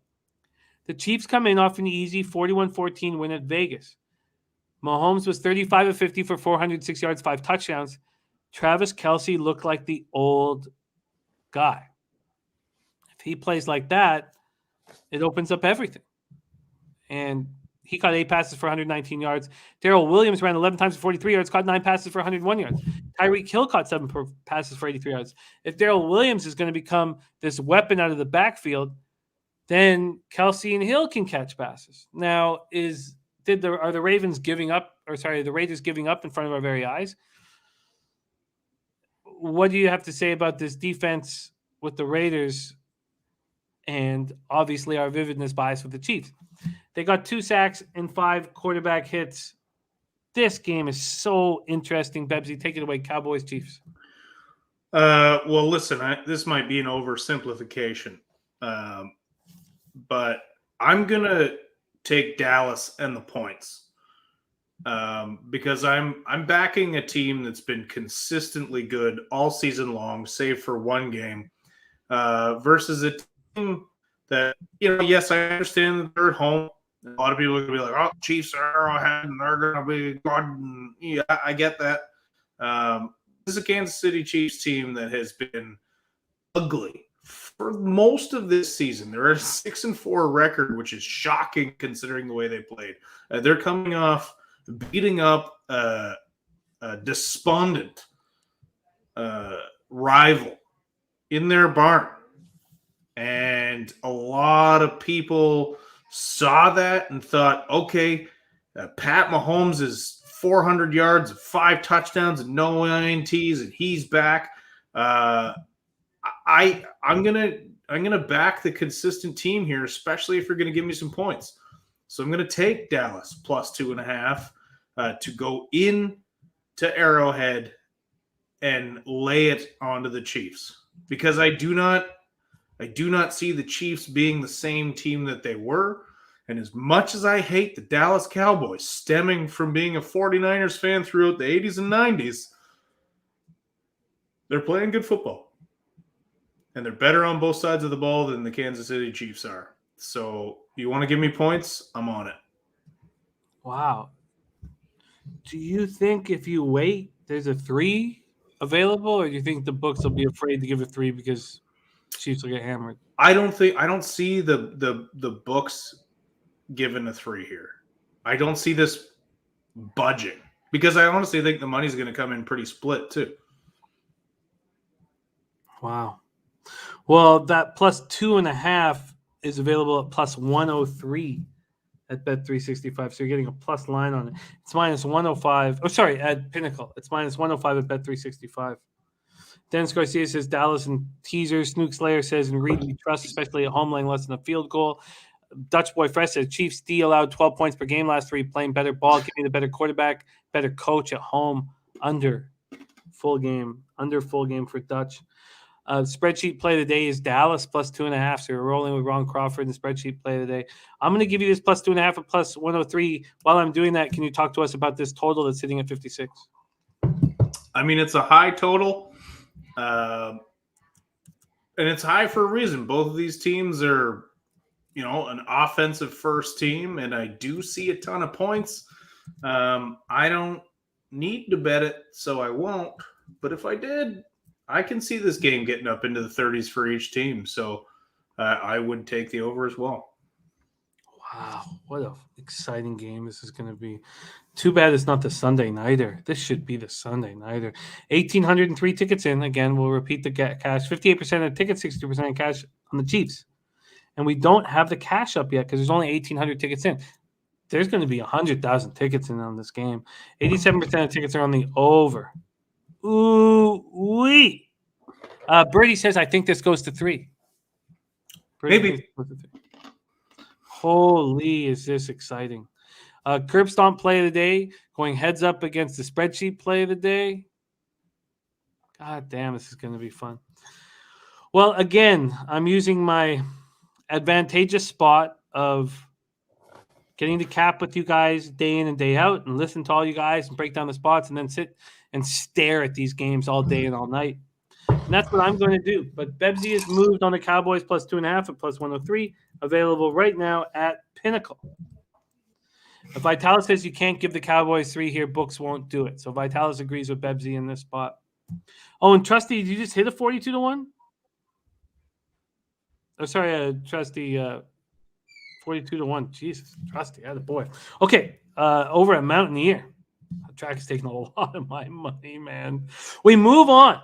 We have just 3 games left on the card. We're doing okay. 2 hours, 4 minutes in. Let's move on to the next spot. 4:25 p.m. Eastern. Let me set everything up. I need to get the Arizona injury report here. Had all these questionables, and I didn't write them all down. Arizona Cardinals 8-2, 5-0 on the road. At Seattle Seahawks 3-6, 1-3 at home. We're at Lumen Field, Seattle, Washington, 45 Fahrenheit, cloudy, 5 miles per hour. We have Arizona opening up as 1-point favorites. They quickly became 2.5-point favorites after the debacle that Seattle dropped. Right now at Pinnacle, they're still 2.5-point favorites, but that 2.5 points is at plus 102. This total is at 49 after opening. God, sorry, I got so many things up here. Okay. Sorry, I got the hockey up here. What an ass clown I am. All right, I got too many things up here. After opening at 50, so we've dropped 1 point. When we go to the cash flow in this spot, we have 1,639 tickets in. 39% of the tickets are on the Seahawks, 69% of the cash, and the market has clearly moved towards the Cardinals. Then we have 53% of tickets on the under, and we don't have cash information yet. Again, we're shooting this on Tuesday night, so a lot of time for the tickets to come in. Arizona comes in off an ugly 34-10 home loss to the Panthers with Kyler Murray hurt. Colt McCoy was 11 for 20 for 107 yards, 0 touchdowns, 1 interception. You know, I don't believe in fairy tales and all that shit. And I said on the show that, you know, I would be on the Panthers and Washington football team. Who cares what you say? It's what you bet. And the fact that I wasn't fading Colt McCoy in some way, that doesn't mean to necessarily be on the Panthers, but take the Arizona team total under or just not believe in what we saw against the Niners. I just wish I had done that, and I did not. Colt McCoy looked terrible. Then Winnipeg Blue Bomber Chris Streveler comes in and looks okay. 6 for 9 for 36 yards. Christian Kirk caught 7 passes for 58 yards. With Chase Edmonds hurt, James Conner ran 10 times for 39 yards and a touchdown. The defense could get no pressure. So this was a defense that was creating all kinds of pressure.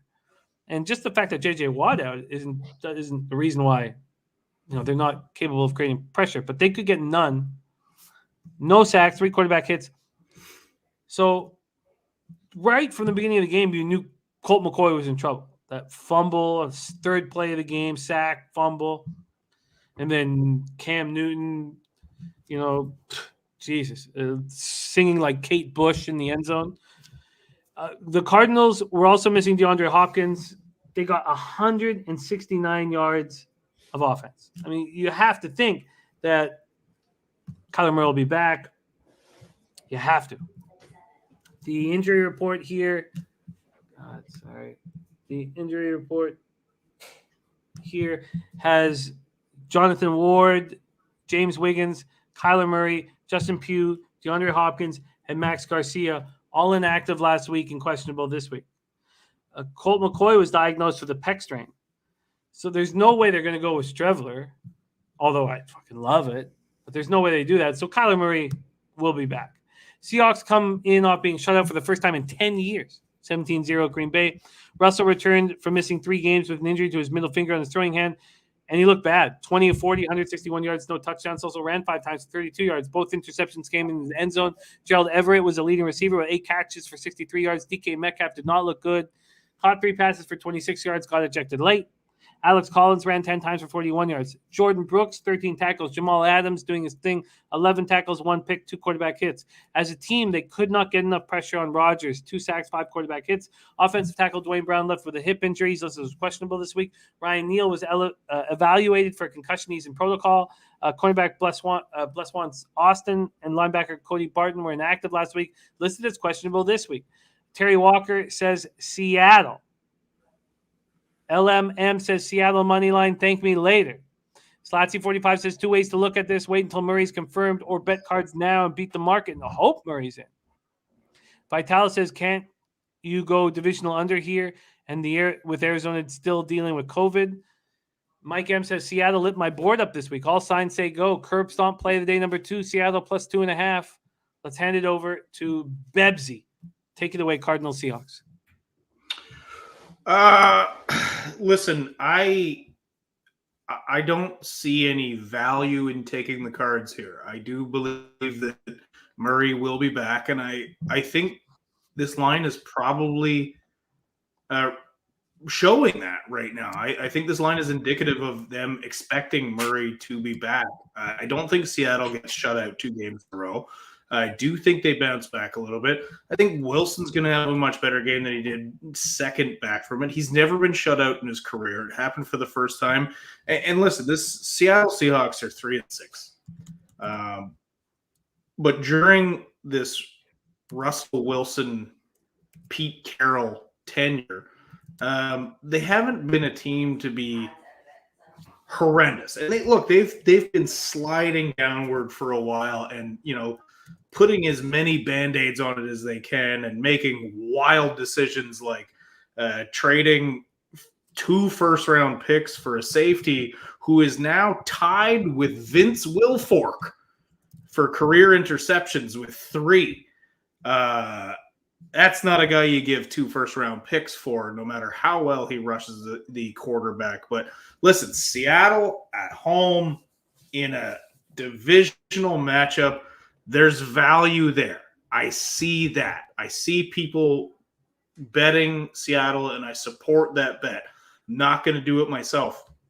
What I do like is what Vitalis just mentioned, which is a divisional matchup in Seattle, low-scoring affair. I think this number is too high, and I'm going to take the under in this one.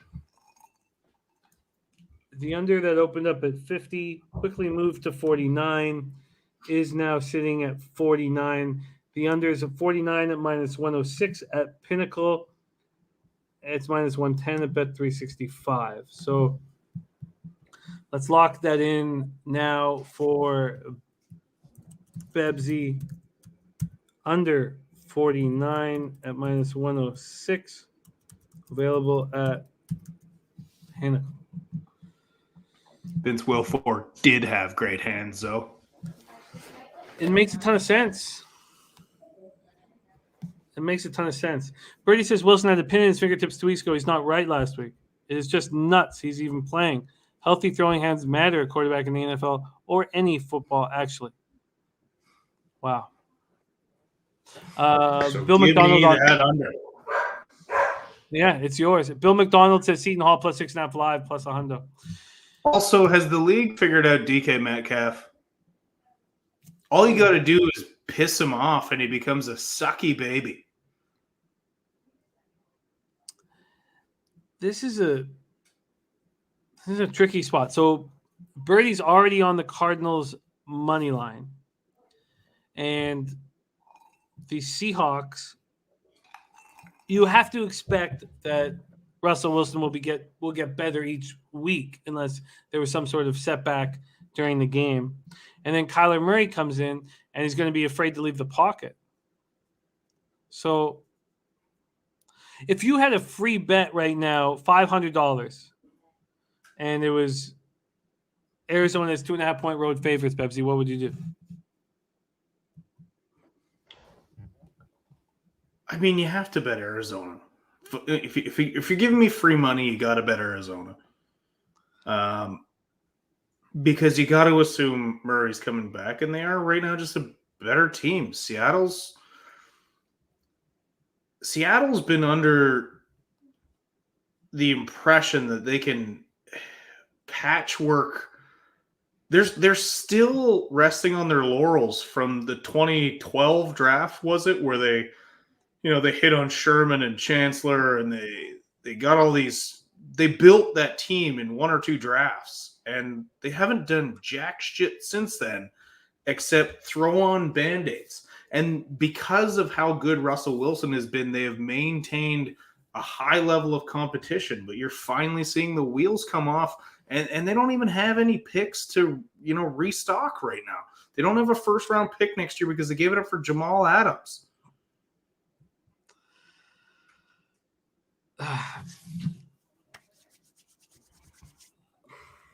Very, very difficult. Vitalis says Sharps on Seahawks, and the money percentage shows it. Because my answer would have been Seahawks. Yeah, and honestly, if I was putting my money on it, it might be the Seahawks because they're at home and that spot is better. But if it's free money, if I'm gonna put it with a favorite. Okay, quickly, we're going to move on. Can you just touch on this Arizona Cardinals defense now? They lose J.J. Watt. They looked awful against the Panthers. Now, I know that Seattle's not really going to hurt you from an offensive standpoint, so we're not entirely sure what they're going to show you. But generally speaking, this Cardinals defense moving forward, do you trust them? Are they an elite top 10 defense in the NFL? No, and I've said that from the start of the season. They're not. I think they've been overblown. And, again, I don't want to gloat about calling a guy's injury, but I called J.J. Watt being not finishing the season way back in September because he hasn't finished a season after playing a 16-game season. He has not had two 16-game seasons, or 17 now in this case, in like 8 years. So if you were relying on him, which they obviously were to some degree, then yeah, they're gonna struggle. They also have underachieving linebackers.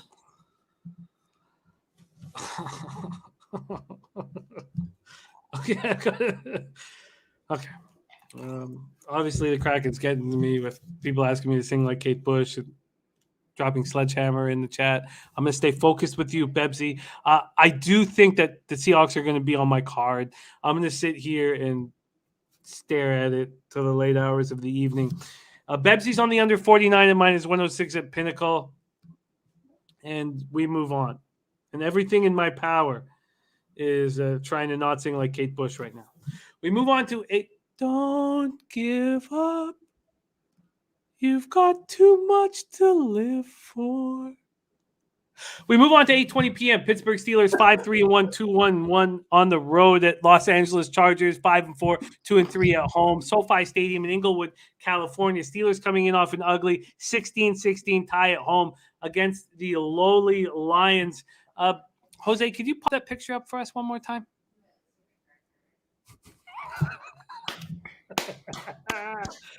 Oh, that's good stuff. Now, obviously, I'm laughing a little bit harder because I'm having a monster day in NHL, baby.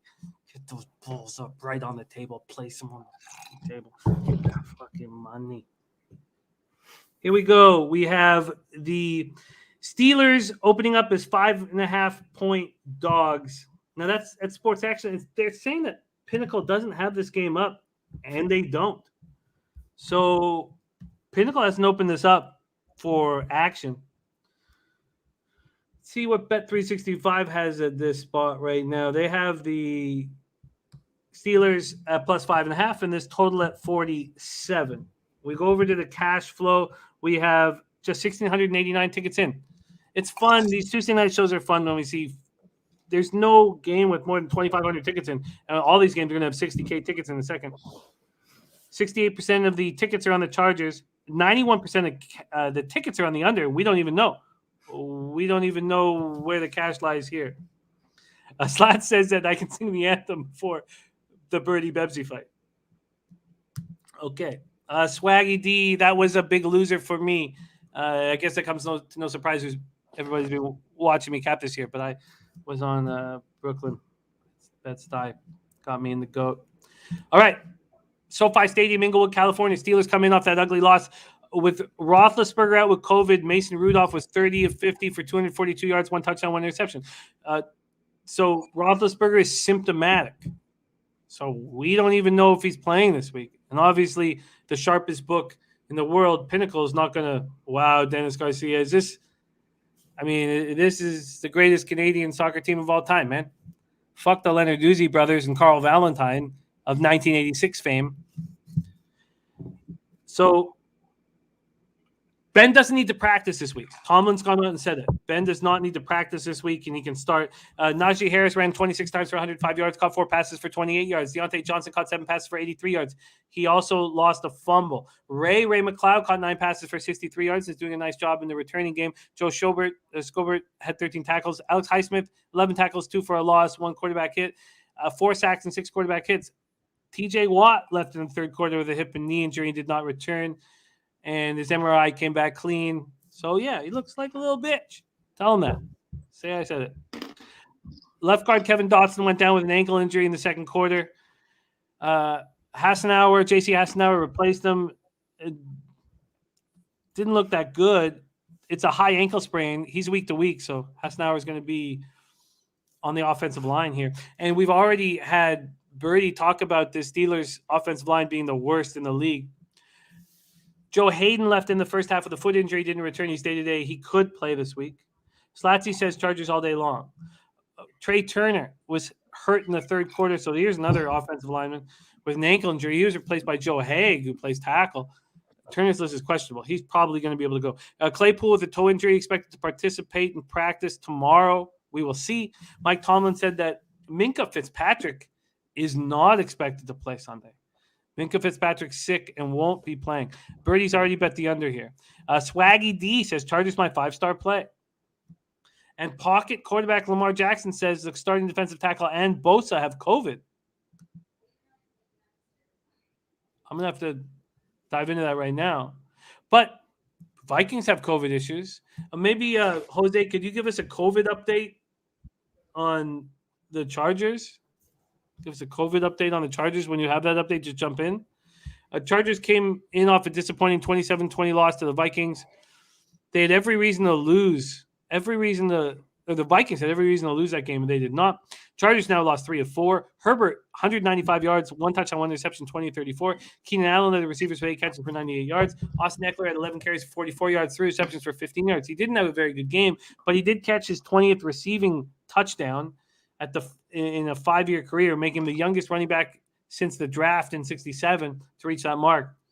They only had the ball for 24 minutes. They did not look good. Derwin James, Kaiser White each had 12 tackles. They got 2 sacks, 6 quarterback hits. Safety Nazir Adderley inactive. Same with cornerback Michael Davis, running back Justin Jackson, safety Mark Webb Jr., and they're listed as questionable this week. Here is your Sunday nighter, Bebsie. Steelers, Chargers, take it away. Bebsie, before you go, I'll give you the update. Thank you. Perfect.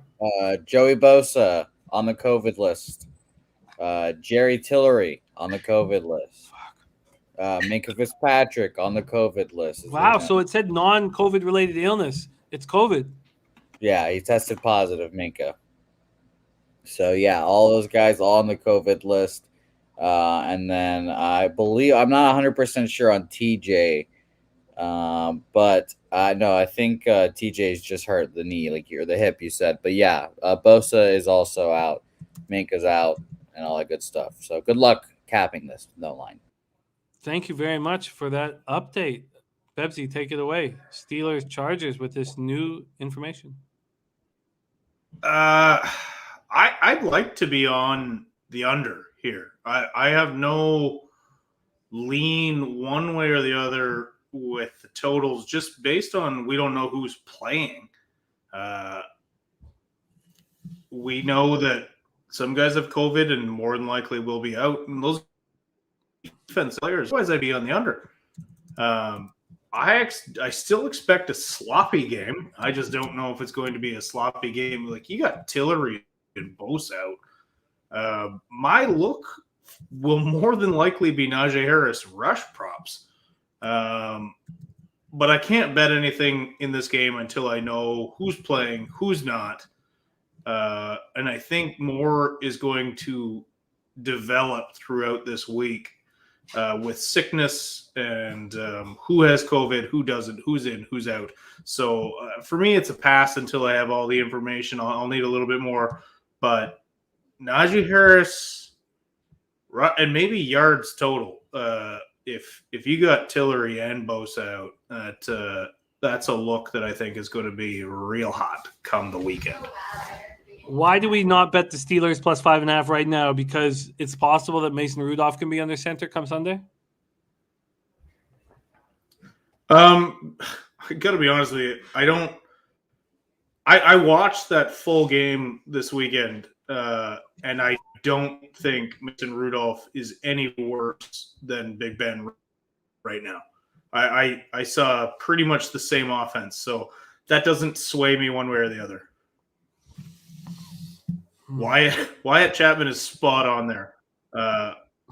It's a blow. COVID could really take some life out of Roethlisberger. Well, there's so many moving parts in this Sunday nighter. It's 10:30 on Tuesday night. and we're information. I think it's crazy to try and cap this game until you have more information. You're just guessing. I mean, that's kind of what we're doing anyways, but educated guessing, and we're missing a lot of information. One of the tough spots with this week's card is that betting against what the public saw last week has been hugely successful. But so many of these matchups either have two teams who played well last week or two teams that were terrible last week. Lucky Power says Chargers easy money even without Bosa because their defense has not looked good this year. And Staley knows it. Like in that Eagles game, when push came to shove, he was risking everything to keep the offense in the field because he knew the defense would shit the bed. And we saw the Vikings dominate that game. So at this point, it's the Steelers got to be the look. But Minka would, we need more information. And so I apologize. I apologize for those of you watching this on Thursday or Friday or Saturday.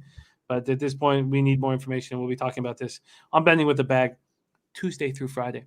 All right, we move on to the Monday Nighter. The Monday Nighter, New York Giants at Tampa Bay Buccaneers. Giants 3-6, 1-3 on the road at Tampa Bay Buccaneers, 6-3, 4-0 at home. We're at Raymond James Stadium in Tampa, Florida, 68 Fahrenheit, sunny, 10 miles per hour. Let's start with the market, obviously, and then the cash, and then the Buccaneers, your defending Super Bowl champions. Opening up at 11.5-point favorites is wild. It's 11 right now at Bet365. And right now at Pinnacle, it is sitting at 11.5. Now that minus 11.5 is at plus 110. So it's basically an 11. Wyatt Chapman saying Giants money line. Realist Living says Bucks riddled with injuries. This total opened up at 50.5. Right now at Pinnacle, it is at 49.5 at basically a pick 'em. Minus 106 to the over, minus 105 to the under. When we get over to the cash flow in this game, we have just 1,954 tickets in. At this point, 41% of the tickets are on the Buccaneers. Public is betting the Giants, I guess. And 87% of the cash is on the Buccaneers. So expecting a bounce back spot now that they're back at home. Then we have 61% of tickets on the over and 97% of the cash on the over, and yet this total is dropping. Tricky. Birdie says you bet the Bucks at home, fade the Bucks on the road. No bet for me in this game. Fanatical Jim says Giants own Brady. Fanatical Jim, I think we might be going. Well, I guess you're right. Last year was the very, very tight road game. I was thinking you were going back to the helmet catch by David Tyree, ex-CFLer. Swaggy D says huge bounce back. Mike G says G-men cover. Vitalis says whale money's coming on the Bucks. They don't believe the Bucks. Well, the Bucks have lost 2 in a row, so you don't believe the Bucks will lose 3 in a row, I guess is what you're saying. Buccaneers coming off their second straight loss, 29-19 at Washington. Brady intercepted twice in the first 6 minutes, went 23 of 34 for 220 yards, 2 touchdowns, 2 interceptions. Mike Evans, 2 catches for 62 yards, 1 touchdown. When he blew past that receiver for the touchdown, I was like, why isn't every play going there? He made it look so easy, but then he only catches 2 balls all game long. Strange. Chris Godwin, 7 catches for 57 yards. They only ran the ball 13 times for 53 yards. Obviously, they need to change that. Leonard Fournette ran 11 times, 47 yards, caught 8 passes for 45 yards. Devin White was incredible. 18 tackles, 2 sacks, 3 quarterback hits. Levante David had 14 tackles. They got 5 sacks and 8 quarterback hits. Vita Vea was carted off with an injury. It was the final play of that 10-minute drive that Washington went on. But the diagnosis is very good. It's a bone bruise and a slight MCL sprain. I would definitely not. There we go, Ron Crawford. Cash that over at plus money. Dallas -1, about to come through too. Focus. These fucking leaky fucking hands now. Shit. Richard Sherman suffered a calf injury in pregame warm-ups. I don't trust that guy. I did love him for many years of his career. Wide receiver Antonio Brown ankle and Rob Gronkowski ribs were inactive, and no update as of now. Here come the Giants in off their bye week. They were last seen week 9, 23-16 home win at or home and over Las Vegas. Let's go over to their injury report to see if they're going to get some of these star wide receivers and running backs back, because that's been the issue with the Giants. They've been not having any marquee talent available, and Evan Ingram has not stepped up whatsoever. Saquon Barkley was in positional and individual drills during Monday's practice. You have to expect he's going to play. Sterling Shepard quad worked off to the side during Monday's practice, but didn't take part in any team or individual drills. Again, it's only Tuesday. Devontae Booker was in attendance for the practice session. Oh, no, sorry, was not in attendance for the practice session due to a personal matter. So Devontae Booker still dealing with that hip injury. Caden Smith, I mean, it's not that big of a deal. Nate Ebner and Lorenzo Carter, no update there. But at that point, it sounds like they're going to be quite a bit stronger. Again, Jabril Peppers done for the year, and Andrew Thomas on IR. But if they get some of these quality receivers back and get Saquon Barkley, can they cover this big spread? Bebsie, take it away.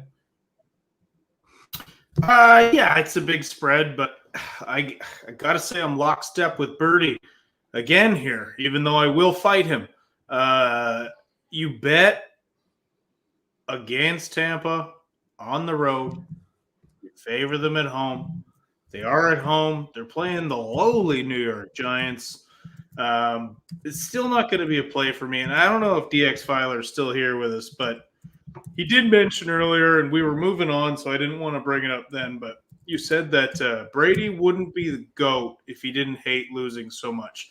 And you're not the first person I've heard say that, like, give that excuse to Brady being a poor sport after the game. And I say to you this, you can still hate losing and have a little class. Brady does not shake the hands. He didn't shake Foles' hand twice. He didn't shake Eli Manning's hand after losing the second Super Bowl match. He just doesn't have class. You got to lose with grace, especially if you win as much as he did. I don't like the man. I think he's a dildo. And his face looks weird now. Too much plastic surgery. It's freaking me out. That picture of him and Tony Dungy just look like two. And if you guys remember the movie The Dark Crystal, and they look at the thing and then their essence would get sucked out of their bodies. That's what they look like. They look like little freaks now, and I don't like it. Yeah, Tom Brady, come on, man. Lose with a bit of grace. You've had enough fucking wins. But yeah, I can't bet it. The spread's too big for me to like it. And I on the road at -11 right now against the Giants. 100% I'm betting against them. But yeah, I'm off this. Do we distrust this Giants coaching staff enough not to take them at +11 or 11.5 off of a bye? It's not even necessarily the coaching staff. It's just they're missing a ton of talent. Yeah, it sounds like they're going to get some reinforcements, but this Giants team they're bad. They've been bad. They've been bad for years, and they're just not good yet. And Tampa Bay getting embarrassed by Washington is going to come out firing. I just think it's too many points for me to be comfortable with betting on them. If I had to bet, I would bet on the Bucs because I think they right the ship. I think Brady reads comments like he's old and he threw 2 interceptions, so now he's falling apart, and he uses that as fuel, and he's gonna be fine. But just shake the fucking hand of the quarterback who just beat you, and don't be a classless little bitch in the fucking post-game interview. You lost, man. Get over it. Hate losing. Have a little bit of class, man. What do you think about the Giants team with extra weapons back coming off of a bye against an angry Buccaneers side? about taking the over in this game. We've been given two final scores. One by Ron Crawford saying 31-17 Buccaneers. One by Dennis Garcia saying 31-23 Buccaneers. Obviously, one covers the over, one doesn't, and one covers the Giants and one doesn't. What do you think of this total at 49.5, Bebsie? You got to expect the Bucs have a much better game. However, I don't know how much I trust. Look, it's still Daniel Jones, the quarterback of the New York Giants. So if this over happens, it's because Daniel Jones fumbles the ball in his own fucking end zone and they get a touchdown. Pocket QB Lamar Jackson saying 34-28 Giants. Oh well, I'm back. Yeah, I don't know. I honestly I wish I had more interest in betting this game. I really don't. I can see the over just on mistakes. Fucking multiple people on Giants money line. Holy shit! All right, put me down. Giants money. No. I did say Daniel Jones like he's Jamarcus Russell. He's not much better. He really isn't. He throws a bit. No, they're not that much different. He fumbles more than Jamarcus Russell did. Fuck, man. We have a frozen Bebsie. I'm sorry. I was very close to taking the Miami Redhawks today. And look, I'm having a giant fucking night, so I shouldn't get angry. But I do blame Peter Loshak for me being not on the Miami Redhawks. Bebsie. Hi. Back in action here. I know you don't like this game. I'm very interested in this game. I'm going to need to take a little bit more time. Now, I've been given complaints about how I handle certain shows. And one of them is that I'm sitting back and just listening and learning and just mining everything from my guest and from the chat and not making any decisions here on camera. And look, all I care about is fucking winning, and I don't care if that's the case. So, but that's certainly the case here, as I've made almost nothing official. Let's review all of our action at this point, and I have very little. I'm coming off 3 straight winning weeks. I went 5-1 last week, and I need to keep winning. Here we go. Nothing on the Thursday nighter at this point. When we get into Sunday's action, I want the Bears badly. I hate the fact that the Ravens were so bad last week. And I still think I might move on the Bears tonight. Bebsie starts his card with the under 44.5 in Detroit Lions and Cleveland Browns. Then I want to move on the under in Houston, Tennessee. I expect to move on that under tonight. And I have interest in the Texans, but I'd like to move on the Texans tonight. I think coming off the bye, and everything Cully was saying was that they're trying, and I think the fact that Tyrod looked so bad last week, I can use to my advantage. I'm definitely going to be on the under. I might be on the Texans tonight. Again, I'm going to, after I make the bets, I'll tweet out the action and it'll be on Twitter. Packers, Vikings, at this point, I find it so fascinating, and as a fan of sports, I want action on it, but I don't know if I'm going to move on it. And there's a birdie with the Texans money line. I love that shit. Bebsie's moved on the Dolphins -3. I need to work harder on that football game at this point. I do have the under with the question mark there, and I need to work harder on it. Saints, Eagles, no move for either of us yet. Washington, Carolina, no move either. Then I'm interested in the Jaguars. I may have got talked off of it by Birdie. I'm going to need more time. Over 50 at -103 for Bebsie on the Bengals Raiders, and I think I want to join in. I also have interest in the Bengals. I really do. And I think I move on both tonight. But again, I'm going to be sitting here for at least 3 or 4 hours. Oh, wait. 5 hours. I'll be here till 3 in the morning. Next up, Bebsie's on the Cowboys, plus 2.5 and plus 103 at Pinnacle. I don't think I can move on this Cowboys Chiefs game yet. I need more time.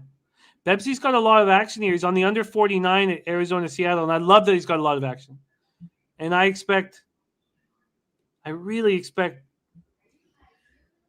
100% expect between Bebsie and I together to be plus units at the end of the year. We've done it every year. Why wouldn't we do it this year just because we had a bad start to the year? Bebsie's on the under 49 at minus 106 at Pinnacle in Arizona, Seattle. And I think I'm going to be on the Seattle Seahawks. You know, this is a perfect example of how we've been cashing over the last 3 weeks. It's betting against what we saw last week. I'm going to be on the Seahawks, I think, tonight, but I'm going to need more time. It looks like a Kraken is trying to get out of you right now, Jimmy. Steelers, Chargers. No move for us yet. We got COVID issues all over it. And then on the Monday nighter, no move yet. And I need more time to break that shit down. There you have it. There is our show. Incredible insights from the chat. And it makes things, and Eastern Michigan takes the lead. Good fucking thing by Tallis. Good fucking thing. Give me the fucking money. I should be 2-1 today. I should have been on the fucking Redhawks. But I'll take the 1-1 because I'm cashing so heavy in NHL. R, Swaggy D, Hoops 590, Dennis Garcia, Vitalis, Ron Crawford, Wyatt Chapman, Realist Living, Eric Jones, Birdie, Harold Williams, Terry Walker. God, you guys are just, it's so much fun to cap with you guys. Jacksonville Zoe, Randy Brand says Lamar looks like he's taking morphine. Interesting. All you guys, thank you so much for your insights and rolling with us. Alex Ramirez, star of the Spidey play of the day. Pocket quarterback Lamar Jackson. Logan Collins, all you guys. Ron Walsek, Wyatt Chapman, Whack Prescott, Whack, my guy. Thank you guys all so much. We have nothing without you guys. You inspire us, make us want to work our asses off and succeed, and that means the world. Bebsy, any last words before we put a bow on this bitch? Listen, first up, I will not be here next Tuesday. I am on the road telling jokes in Alberta, so I won't be able to join you guys next week. Exactly. Very sorry for that. Normally, I say thank you to all the members of the chat. Of course, we wouldn't have this show. That's normally what I say. But this week, I'm going to say something different. It's fuck you, Birdie. We're fighting. Let's go. Let's go. Oh, shit. We need to cut that out, Jose. We need to cut that out when you have time. On behalf of all of us here at Pub Sports Radio, thank you for watching. We're moving in the right direction. Let's have a giant fucking week 11. Let's go.